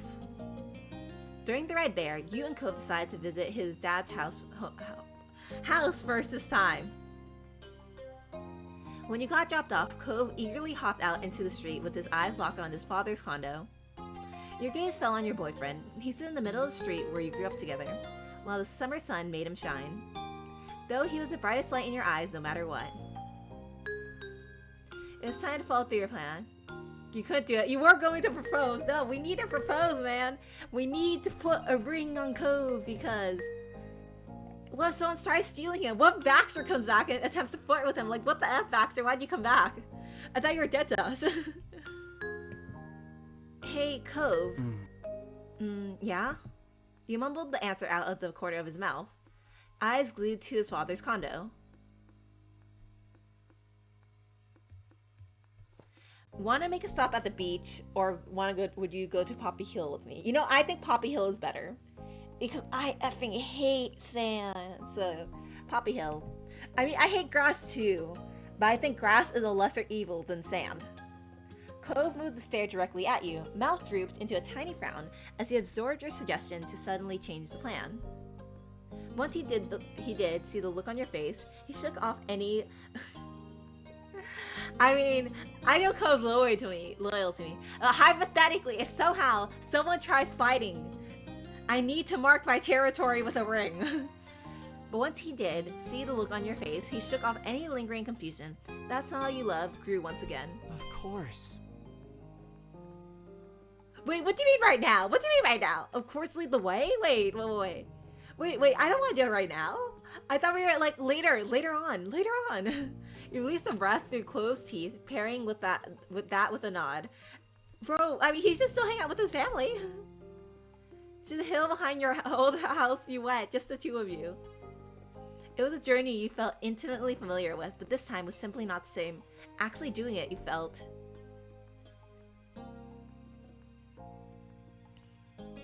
I mean, if I was proposing for someone, I would feel hella nervous. You stumbled forward, nearly tripping on your own 2 feet, more than once. Each time Cove reached out to try to catching you, you're able to recover before you had to fall in his arms. As hard as you enjoyed that, you feared you'd lose your nerve if you fell that hard. Your body continued to tremble. It made reaching your destination a challenge in itself, and that was not even including the part of you that wanted to run the other way. Your mind became so panicked. The ring box you kept closed felt as if it might just drop on its own before you could properly present it. You breathed in and out as levelly as you could manage, reminding yourself you're almost there. Imagine we lose the box. Under your feet, tarmac gave way to dirt and sparse tufts of grass, which then transitioned into a lush field of green and white. The gentle fluttering of petals was your greeting. Poppy Hill. Yeah, see, this is the exact place where we met him not yesterday, when we were kids. It's romantic. It's sentimental. Poppy Hill, the exact spot where you first met your new neighbor over 15 years ago. You shared countless memories here over the years, catching fireflies, watching the clouds, simply taking time to just talk to one another. You grew there together side by side. This small part of the world was inextricably linked with Cove in your mind.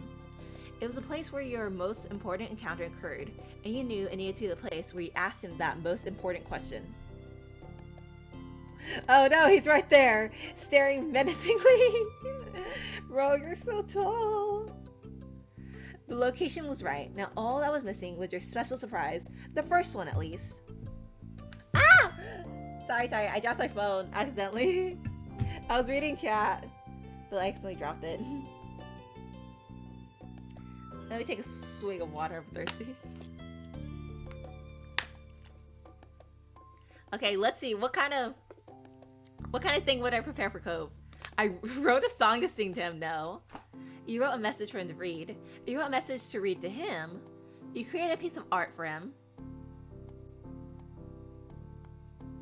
You took a picture of important places in town and had them printed. You scoured the beach for rare shells for him, or you caught a firefly while they were still out and kept it safe for now. Bro, the firefly's probably dead. Bro, what do you mean I caught a firefly earlier? It's daytime. Where are the fireflies? It doesn't. That's why I was so confused. Why do you want to do it like this early in the day? It's better if it's at nighttime, bro. I froze a cove with a firefly, and it's dead, and the firefly's just dead because it doesn't survive that long. Oh my gosh. It's like, oh, Cove, when I first met you, shows a firefly. It's not moving. It's not moving. Wait, I must do. It's not gonna be a dead firefly, I know, but I know it's not funny talking about dead fireflies. I feel the situation's funny if that's what happened. Can you wait here for a minute? Huh? Okay. Not leaving room for any potential questions, Cove my ass, you spun on your heels and made a break back towards the neighborhood street. The night before, you had been able to store yourself in your mom's backyard for this moment. Technically, you were breaking and entering, but you were sure they wouldn't mind. I'm related, I'm a relative, it's good, we're all good. You slipped over the old fence. You imagined what your moms would have said if they had caught you sneaking around there. It was praise and a healthy dose of teasing. Cove's surprise is still safely tucked away where you had left it. You might have lost a lot of sleep, but this had you invigorated. You took it into your hands and ambled your way back to your expectant partner. Is it in like a jar, or did we just like keep the little firefly on a tiny leash to like present to Cove? He looks so concerned. Like, what the heck did you do, Amy? You only stopped running when you arrived right in front of Cove. He paused for you to breathe. Then when a beat passed, he sputtered out the question he was holding back. What? Where did that come from? My mom's backyard. What? When? The truth is, I snuck out when you were sleeping. I'm really sorry for not saying anything. Cove blinked rapidly while he started to babble. It was a struggle for him to process your actions. Amy, I don't... Can you let me give it to you? It's okay. I know the I know the flicker of the light of the firefly is a little weak, but like, here you go. This is just animal abuse. Oh my gosh. You can guess it. He looks so concerned. You can guess the end of his thought, so you cut it off. He didn't understand why you were doing this. That was perfect. He closed his mouth and answered with a demure bob of his head. Here, a firefly that's almost dead. You lifted up the present and you kept wrapped in your arms. It was a clear container with air holes and a tiny creature inside. During the day, it may not have the familiar light. See, this is why I wanted to do it at nighttime. Because like, it's not romantic during the day. But peering inside, Cove recognized it instantly. Wow. A firefly. You caught me a firefly. It's beautiful. His voice shook as he spoke those words. In the daylight. I caught you a firefly. Showing you in the daylight where it doesn't mean much. Yeah, I wanted to make sure you had one this visit. It was a sincere attempt to convey the depths of your affections for him, and the message got through. Aww. Cove gripped his shirt, a spot right in front of his heart. There was a bend to his already wavy eyebrows as a deep red color grew across the skin. Your gesture had made him swooning. It was a wonderful feeling to succeed in making him feel cherished, because you absolutely did adore him. You want to marry him. Yeah, let's go! And with that thought, you knew it was time to share with Cove the true reason why you asked him to come here. The true reason why you're giving him like an nearly dead firefly. As you're getting mentally prepared, you carefully set your gift down to free your hands. It was silent. You and Cope faced one another, affection filling the small space between you. He still didn't know why you were doing this, but he transparently didn't care. He was only happy to be there, to be with you. There was an almost painful panging in your chest. The strength of your emotions for him, and the knowledge that he held. This is so unromantic. I'm sorry. I know it's supposed to be funny, like a romantic gesture. Maybe I shouldn't have chosen the firefly. I should have chosen the shells. And the knowledge that he held the same feeling back for you made your body ache. You never would have imagined this when you first met your best friend, your best new playmate, and now as adults, it was the absolute truth. You wanted to be with Cove. You needed him to be yours forever, no matter how frightening trying to make that happen might be. You loved Cove. You loved him so deeply. At that moment, you can't have been more certain. Every step you'd ever taken in this life was leading you right here. Action or words? Words. We start with words. Marry me! You, it's, can we marry each other? I'm in love with you, Cove. Will you marry me? I think you and me should get married. Please, thank you. Marry me, would you? Will you marry me? Oh, these are awful. Let's try actions. You get down on one knee. You took the ring box out of your pocket. You get down on one knee while taking the ring out of... Yeah, first knee, because he needs to see, like, oh my god, the action. You get down on one knee. Your brown eyes shone in the bright light of day, and you hoped you could see the strength of your love for him as you looked up at him from down on one knee. It all happened in slow motion, his expression of sincere affection shifting into quivering awe, eyebrows lifting nearly to his seafoam green hairline and his mouth stretching out to the limit. But despite Ko's mouth being open, he didn't breathe a word. He was entirely incapable of that, so you voiced your own thoughts. Will you marry me? You flirted desperately. Or, will you marry me? You whispered. Like, these are too awkward.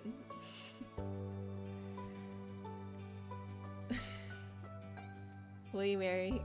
Yeah, will you marry me? Whispered. He can't hear it. He can't hear it. At that, Cole crumpled into the ground. Oh no! His legs completely giving out underneath him. Bubbling drops of tears flowed down to the grass just as heavily. Oh no, I made him cry. Now you and he were at eye level once again. See, he bent down to be the same level as me. Amy. Oh, he's crying. Oh man, bro, this is a happy moment. Remember? No crying. That single word was all he could choke out, but that alone was all the inspiration you needed to continue your open-hearted confession. And though the ocean was clearly over there to your side, you felt a wave of seasickness. Oh no! Don't throw up me, don't throw up. But that nervousness didn't stop you from sharing your thoughts about your relationship, your history, your love for him. I remember that last day of summer vacation 10 years ago, when we kissed for the first time. Oh yeah! Oh, in the loft! A shaking laugh reverberated through your chest. Thinking back on that scene, you could still picture it clearly. You were so flustered. I had no idea what was going to happen or what our parents would do. But whether or not we were official, us being really young then and all that other stuff didn't matter to me. I knew you were special. And with every day, oh, he's crying more, that's gone by, the more you meant to me. Let's see, you made me so happy. You're pretty and lovely and wonderful and perfect. Aw, I've only gone this far as I have thanks to you. I can't even imagine not being with you the rest of the lives. I love you. It's not possible to express the words. Bro, you're pretty. You're lovely. You're everything. You're perfect, man. Cry harder. Let's see. Yeah, will you marry me? You didn't say yes or no yet. You didn't say yes or no. The corners of Cove's mouth pulled up as he let every word reach deep into his heart. He's just crying. Still, smiling like the sunshine, he parted his lips to answer, but all that came out was a gasp squeaking sound. Aww. Frustrated, when he tried to push back that block, he instead got himself into a stuttering coughing fit. Oh, welcome in, Cactus. We're currently proposing to Cove right now. I proposed to him with a like half-dead firefly. Not half-dead firefly, but like, who the F proposes? with a firefly in the middle of the day. It should have been at nighttime. The game, they didn't. The game did not know the plan. The game was not in on the plan. This would have been perfect at nighttime. 10 children, bro. Okay, maybe that's a lot in this economy. In this economy, a soccer team. Okay, like that's a lot of work on me. So like, if we're gonna adopt like 10 children, because that's a lot of 10 children is a lot of work. So like, adopt 10 children. Like, see, we get all 10 children at the same time. So like, they all could bond together, and like, now we have a soccer team, and then we're gonna train them to also be the best soccer team ever. I don't know, Cove's more of a surfer guy. At least he's buff, but like, I can't play soccer. I don't know how to play soccer. But hey, Cove. Cove trained the little kitties to play soccer, and then we have the, you know, Holden and Ames family soccer team. That's gonna beat up a bunch of soccer teams around the world. Frustrated, when he tried to push back past that block, he instead got himself into a stuttering, coughing fit.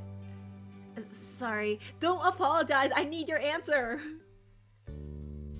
Don't worry, I already know. No need to rush, we got the rest of our lives for this. There, Kobe. He laughed warmly. You shook your head fondly. That was your Cove. Don't force yourself. It's okay. It's okay. There, Kobe. It's okay. You got this. You got this, man. Cove instinctively reached forward and gripped you for support. He hung his head low, taking in slowly deepened breaths. You didn't mind in any way, shape, or form. You'd wait forever for Cove if it was necessary. I don't know. It's like, the only gripe I have about this is posing in the morning is so unromantic. It should have been at nighttime. Eventually, the trembling in the fingers that were holding you settled out. He was able to lift his head once more to meet your gaze. I will. Despite tears still clinging to his eyes, the words were evenly spoken. Cove had complete confidence in this.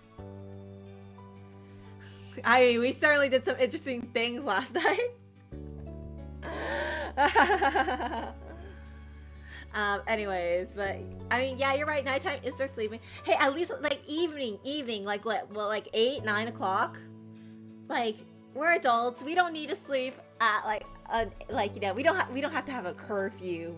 We don't have to have a curfew anymore. We're adults. I decide my curfew.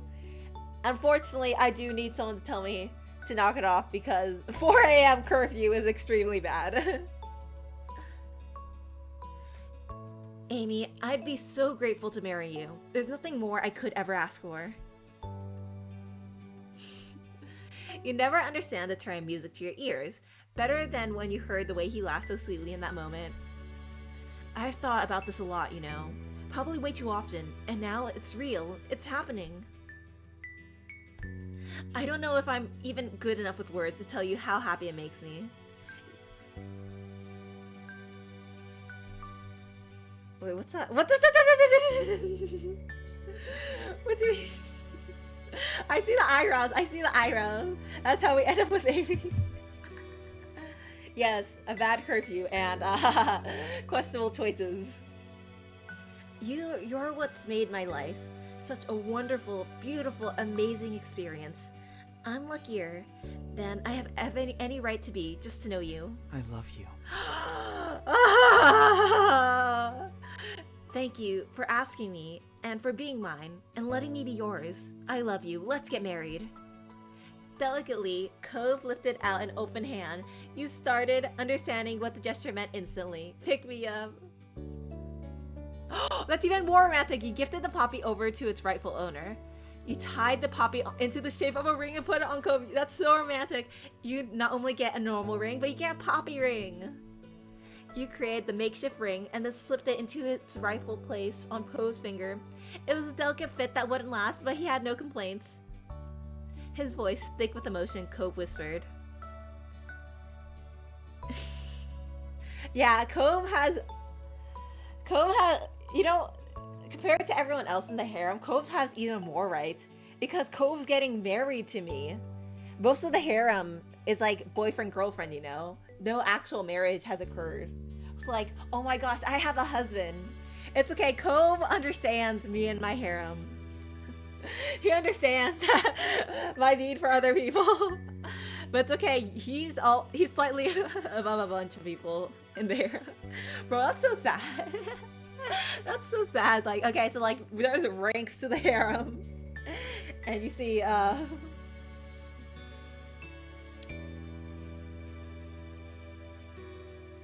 it's okay, I could get married to everyone in my harem. We could have a giant wedding. And we could all live together in harmony. Bro, I hope they don't kill each other. I hope they don't, because like there are some murderers and some serial killers in the harem, and I'm very worried for them. Because there's so many times I said like, oh, you're the only one for me, and like, oh, I love you so much, and like, and then they're like, okay, introduces them. So like, you're dating me now, and now you're also in this harem where I'm dating also all these other people. I am extremely selfish. No, you can't have a battle royale. No, they're gonna have a baking royale or like a cooking show royale, and like, I have various challenges every week. Okay, so like paintball royale. What other things could you challenge? I don't know, chess royale, like different challenges, and like whoever wins gets to have me for like gets top priority for the week, and like they have to fight for my affection. But I always come and greet them every day, no matter how many people are in the harem. Makes a PA announcement like, good morning all of my lovers, have a nice day, and go greet them, shake hands, hug, kiss, maybe stuff like that, you know. Bro, this is dystopian. Like, look at me and my giant house, my mansion, and then we all have our little room, you know. Like, they're allowed to love each other because I'm sure they could find other no, not that background. Everyone is in my harem except that background boyfriend character. He was so uninteresting. No, he sleeps outside. If he wants to be outside the part of the harem, that person sleeps outside. Everyone else gets a room in my gigantic mansion. It's perfect. I'll keep it always. His eyes were transfixed on the ring. He admired it openly before finally lifting his gaze to meet yours. The view of ocean blue held glossy drips of water, and somehow all you could think was that was him. Cove Holden, the man you loved, and now the person you're going to marry. Let's see. Yeah, I can push him down and kiss him. Come on, let's start making out in the grass right now. You couldn't hold back any longer. You launched yourself at him and knocked Cove down the rest of the way to the ground on impact. He laid flat on his back. His eyes are wide, but swiftly pulled you against him as close as he could get, desperate to feel you. I mean, like, the thing is, it was the game I played was called Killer Chat, right? And the entire premise of the game is that you're allowed to date serial killers, right? So, like, of course I'm gonna add some serial killers in the harem if the game is about serial killers. You see, one's an assassin, one's a serial killer, and is also a cannibal. It's like, they're hot. So, like, the women, like, the characters, they're hot. So, like, nice. And the game was free, so, like, just adding everyone to the harem. Like, might as well as Ash Ketchum said from Pokemon, gotta catch them all.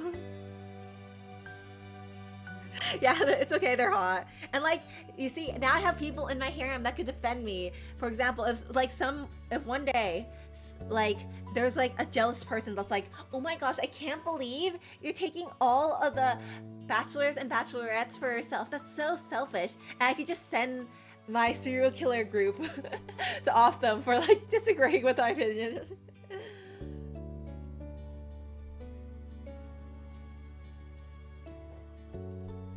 I see, you have based taste, Cactus. You have based taste like me. No. Not gotta collect, oh no, not collect humans. Gotta love them all, man. I gotta love them all. That's the new motto, gotta love them all. You leaned forward and kissed your fiancé. He kissed you back lovingly, and you could feel the smile on his face.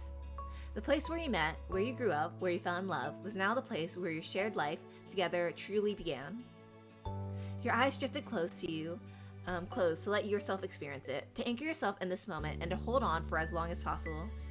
You, the both of you, never wanted to let go. You were certain of it. The rest of your days would be spent side by side. It was all you'd hoped for. When the swirling excitement of your new engagement relaxed back into the more familiar style of gentle comfort your relationship brought, Cove stood up. Oh yeah, we didn't tell everyone. We didn't tell our family. He lifted you along with him.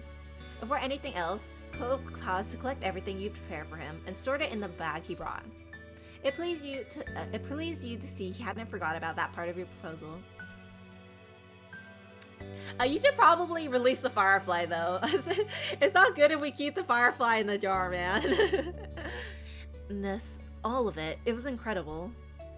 You'd put the amazing Alexander out of business if he was still in the making things magically appear business, for sure. You always make me feel so special. Thank you. Thank you. A lingering warmth filled the air around you, much more than the normal summer heat. Heat of summer. It was all your own. With a gentle tone, Cove spoke once more. Let's go see our families. Oh no, now they're gonna make fun of us. Hey, I took the step, but yeah. The smile on his face was building. You knew he was excited to tell them the news. Yeah, they're waiting for us. You arrived back at the doorstep of the Holden household. Your fiancé put his hand on the doorknob and took a deep breath. It was clear why he was hesitated. Once he twisted that doorknob, it will be time to announce that you were going to be married. He stole a glance at you. You tried to stay calm for both of your sakes. He nodded with his confidence clearly bolstered. Then Cove opened the door. We're here. Together, you stepped into the house, hearts beating fast. Cove stopped before even placing his foot back down. There was unexpected company. You saw your family, not just your moms, but Liz and Lee as well. Along with them, Terry and Miranda were curled up on a couch, and Derek sipped a glass of water. Everyone's here! Surprise! Surprise! Everyone else did I let them know? Else followed and let out a chorus of surprises. Cove's eyes widened, and he swallowed hard. This wasn't part of the plan. Did you guys figure out that we're married? Like, why is everyone here? What took you so long? I was too busy proposing to my boy Cove. Yeah. Yeah, you're slowpokes. Did you guys see? Did our mom see from the window me proposing to Cove? Cove remained almost completely frozen in place, though he did finally place his foot to the ground. Do you guys know? Oh, they don't know. Oh, they don't know. This is just coincidence. Hey, Sport, Amy. Your friends came over for a visit, so I invited them to breakfast. Any whoosies. And since we are cooking for a crowd, any whoosies, we decided to ask Pam, Noelle, and all over to you. Pretty nice, huh?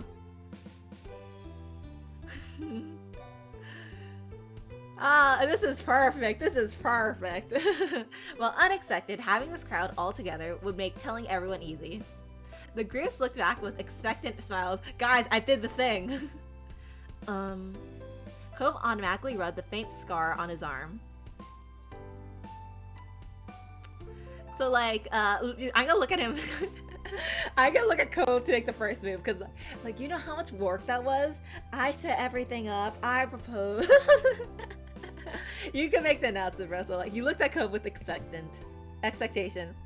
He instantly understood. You didn't even have to break out the puppy dog eyes. Yeah, so like, I proposed to you, now you announce it. He sputtered a string of syllables, and then he cleared his throat. All false starts he thought better of. You could feel his brain turning. Cove decided the best way to approach this. All eyes of the room turned to him, waiting. It's like stage fright, like everyone's staring at you now. His brows furrowed deep, and then, with expression and tone serious, he finally got it out without a trace of hesitation. We're getting married. Amy and I are engaged. Cove reached over to take your hand as a physical sign of your union. The room filled with cheers of congratulations. You heard Terry's distinctive whoop, and your mom start to joyfully whisper to each other. Lee squealed, and Kira cooed. There was no confusion or need for pause. Everyone in your life was immediately on board with your plans. Yeah, like, no one's here to stop the engagement. Everyone knows we've been in love for so long.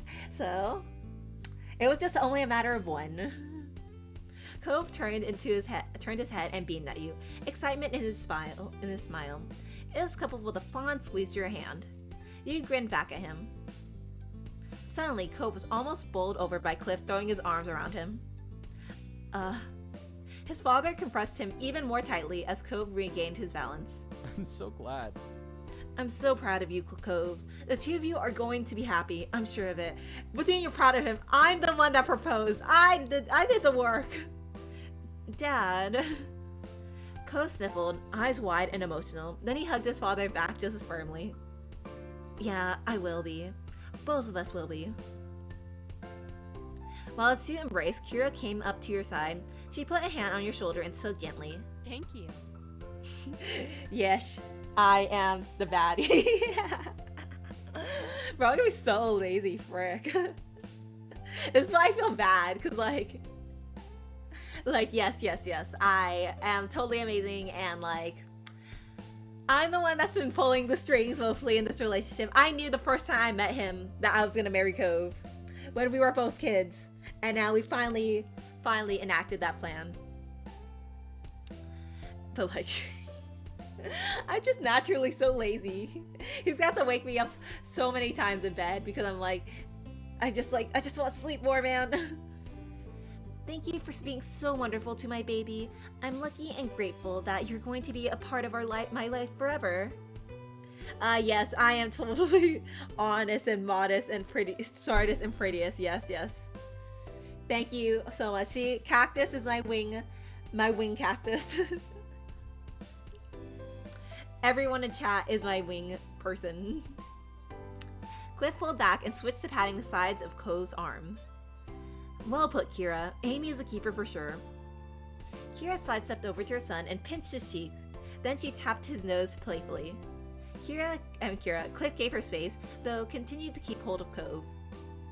Your own parents had now reached you. They took hold of one arm of yours each. I can't believe how grown up you are, but I couldn't be happier with how it all happened. Congratulations, Amy. You are one of the smartest cookies there are.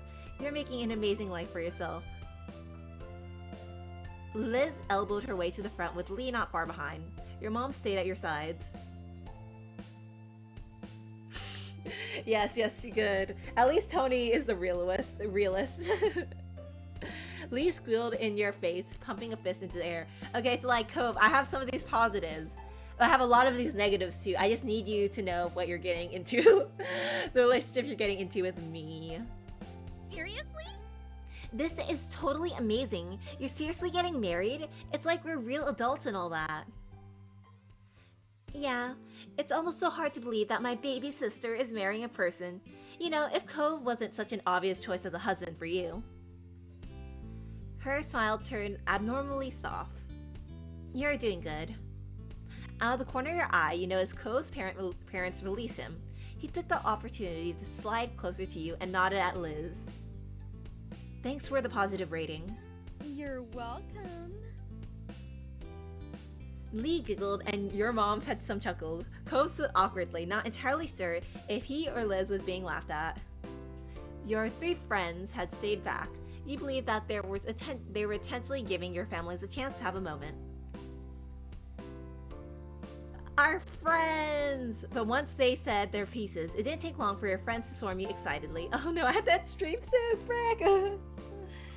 Congratulations on the engagement! It's crazy how we're really at this point of our lives. Some days it feels like high school was yesterday. So great. That's great. You both are definitely Sunset Bird's best couple. You know, I'm probably gonna end soon, but like the next time we play, the way this is going, this is not gonna take that much time. And then I'm gonna download the DLC, and then we're gonna go marry Cove and like have a wedding and stuff like that. Terry nodded eagerly. You are the aspiration. I'm stoked that you're going to be official. This is a big step, but I'd say you've more than earned it with everything you've been through over the years.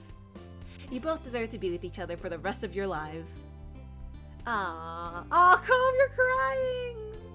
Cove had appeared weepy before, but this sealed it. He cried. Everyone's words had built up and, what the F does that say? Coalesced into Cove, shedding the happiest tears you'd seen. Thank you. Yeah, group hug, everyone. We're all in this together. You spread your arms wide, welcoming everyone in for a good squeeze. There's so many people. You can hack it. Sure, let's do it. Cove were the first arms around you, although it didn't take long for everyone else to join in. You and Cove were squished into a giant hug of family and friends. Cove wiggled a little to embrace you tighter. He pressed his cheeks against yours, still wet from his oncoming tears. Good luck, kiddos. You got a journey ahead of you. Cliff agreed with a chuckle.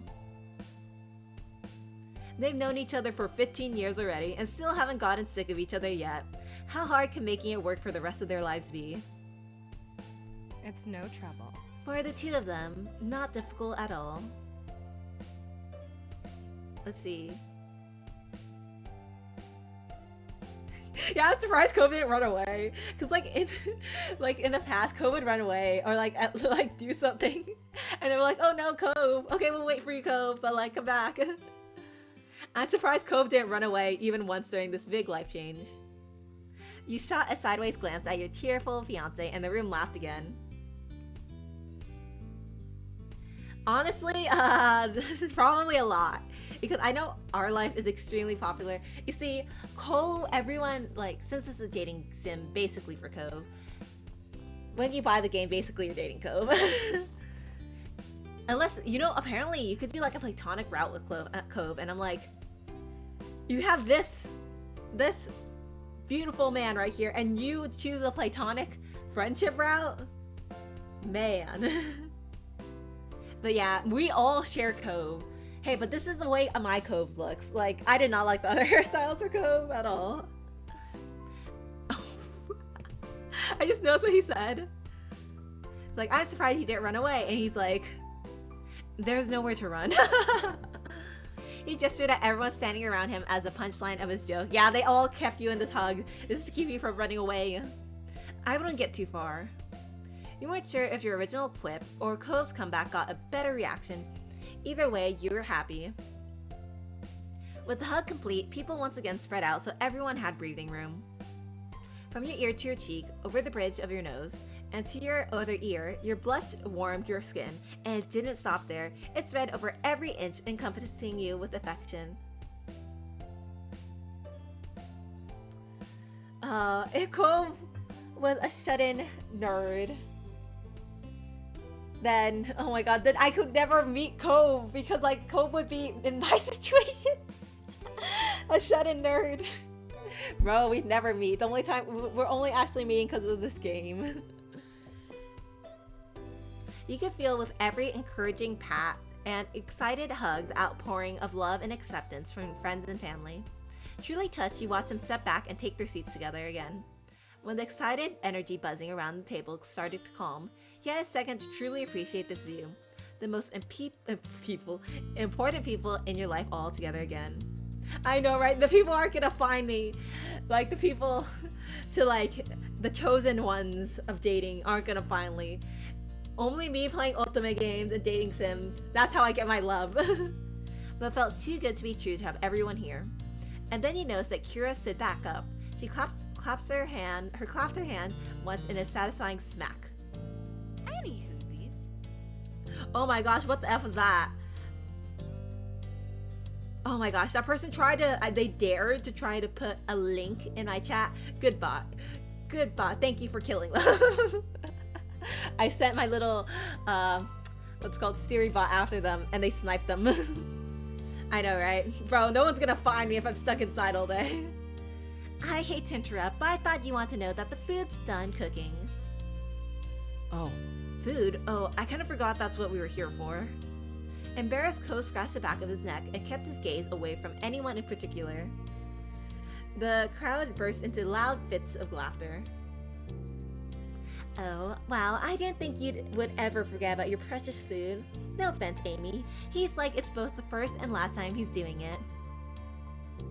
Liz directed the last part at you with a sincere, apologetic shrug. Meanwhile, Derek shook his head, fighting back a grin. Am I able to finish this in time? As fun as that is, Amy definitely does a better job at getting Ko's attention than Meals do. Clearly. Ko's stare never left the floor, but you could tell he was listening to their teasing. Leaning back in his chair, he quietly crossed his arms and pouted. Amused, your lips curled teasingly. It didn't go unnoticed, and your sister covered her mouth with the palm of her hand in anticipation. Maybe I should go take some cooking classes. Increase my magnetism even more. I don't know. Oh, my back. Okay, let's stretch. Thanks, Cactus, for the stretch. Oh, this is the stretching I'm doing before the gym. Oh, my back. Oh, my back. But yeah. I don't know. I'm lazy. I can't cook. But the thing is, like, if I had someone to do it with, like, cooking classes sound fun. But like, it's like I don't want to do it by myself. I need someone to help do things with me. It's much funner to do them with other people. But yeah, honestly, I need to end stream really soon. I mean, it isn't too bad, but like, I'm just lazy. I could just order DoorDash, but it's so hella expensive. Like, I had to move. It's so much easier to just warm something up inside the microwave or something. I know it is expensive. But like, honestly, I'd rather just walk outside and go to like, what's it called? Like some food places near me. Like go to like, I don't know, a Mexican burrito shop or something. Walk over there. I'd rather walk, like, even though that would probably take way more time, it's like, I don't want to do the act of cooking. Like, what if I make something and it tastes bad? Yeah. Yeah, that's why. I know. Hey, I still have my parents. I know Ari is going to Japan soon. Like, this is just sad. I need to learn actual skills. Okay, like after this little section, if we don't get out of the house, then I'm gonna have to end stream. But like, we're gonna raid also. Just wanted to let you guys know in advance. Maybe I should take some cooking classes. Not me. Increase my magnetism even more. A loud bark of laughter escaped Derek before he could rein himself in. He turned to Cove, and his expression still hasn't changed. Yeah, Cove, you're the one. Cove, you learn how to cook. I don't want to. Man. Might make you too powerful, honestly. The thought of that pulled a deep laugh from you before it vanished. You even caught the small crack of a smile on Cove's lips. Bro, I want someone to wake me up. I want someone to cook for me. What's it called? Drive me places. My personal chauffeur. What else? I mean, I know I have to get a job, but it's like really hard right now, so. Man, this is why the solution to all my problems is hitting the lotto and becoming rich. Because I could do all that and then more. I don't know. I don't think a rich person would have feeling like what scenario would I be a rich person? Oh, I don't really even have that much stuff I do. I'm just lazy. I mean, I go to the gym sometimes, I apply to jobs, I have to refine my coding skills, even though I suck at coding. The thing is, when it comes to coding, so like, CS major, haven't found a job because the bubble popped or whatever, and now AI is taking our jobs, right? And I need to relearn everything because it's been months since I graduated, and like, I need to keep that in shape if I ever get an interview and stuff. And the thing is, like, I'm a slow coder, and like when they want me to do timed assessments, I'm like, oh no. Yeah. Working AI is failing at taking jobs. See, it still doesn't have. I took the job I could have. No, no. Hey, it's not like that guy can find me if I never go outside. Cliff crossed the floor to place a plate of silverware on the table, and then he dropped stuff off on other surfaces around the rest of the living room. When he was done, he gestured toward the food. Oh, is this gonna be like buffet styled? Okay. The plates are in the kitchen. Serve yourself and sit wherever you like. The guests happily formed a line, and the meal was steadily passed around. Before long, each person claimed a seat in the Holden living room area, some at the table, others on the kitchen island, and some situated at the couch.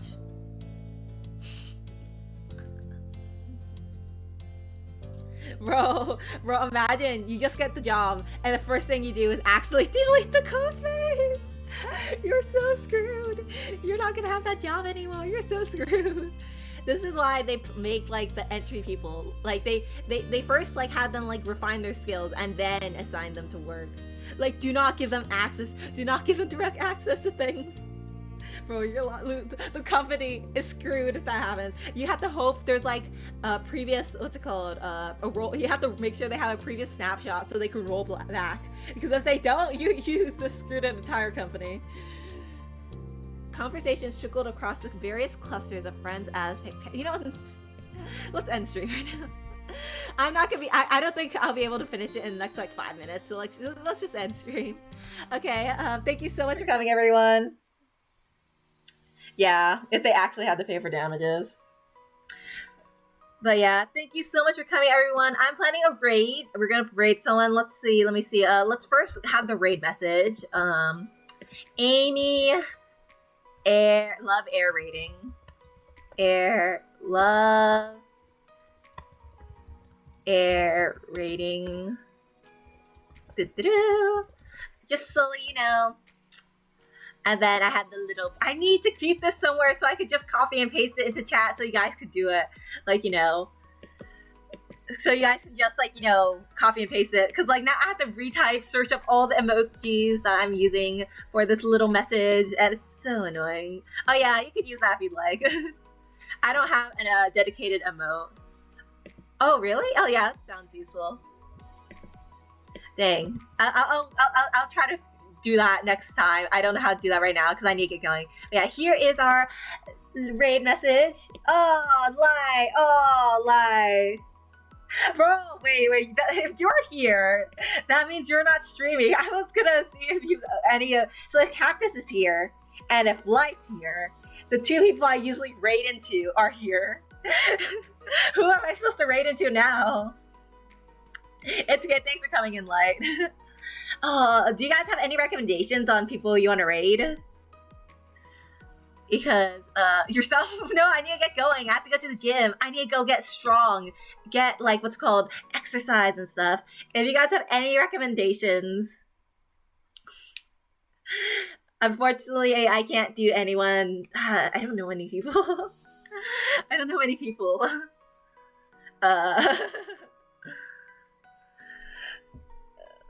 Two more out. No, I need to go to the gym. Yeah, I need to gain muscle for Cove. Like, Cove has an 8-pack. I have a 1-pack. I need to get buff for him. So, like, equal buffness or whatever. Let's see if anyone's playing R-Life. If no one has any suggestions, I'll check if anyone else is playing R-Life and we can raid over to them. Scarlet Ami? Let's check her out. Scarlet Ami. Just chatting. Let's see. How long have they? Does it show how long they've been streaming? No, it does not follow. Like, I don't know who this person is. Let's see. It seems like they're talking about D&D. You know, that's a safe. Like, that means they're nerds, so that's good. That's good. Keyboard. They're talking about keyboards. Hedgehogs. You know, these are safe topics. Very good topics. So yeah, sure. Let's start the raid and head over to Scarlet Ami. So, oh my gosh, wait, my computer's too slow. My computer's too slow. It's because, like, okay. My computer's too slow. I could feel. Yeah, I'm starting the raid. Who the F is that? Wait, time out. Who's that guy? It just finally showed who that guy. I guess they're reacting to YouTube videos? You know, sure. Sure. Yeah, thank you for the stream, everyone. You know, do the raid message. Thank you, and may you have. Thank you for coming. I really appreciate it. Thank you, and may you have a wonderful day. Bye bye. Oh my gosh, I just realized. Okay, 3 seconds. 2 seconds. Okay. The raid, it's gonna take a while. And finally, okay, there. I'm sending you now. Bye.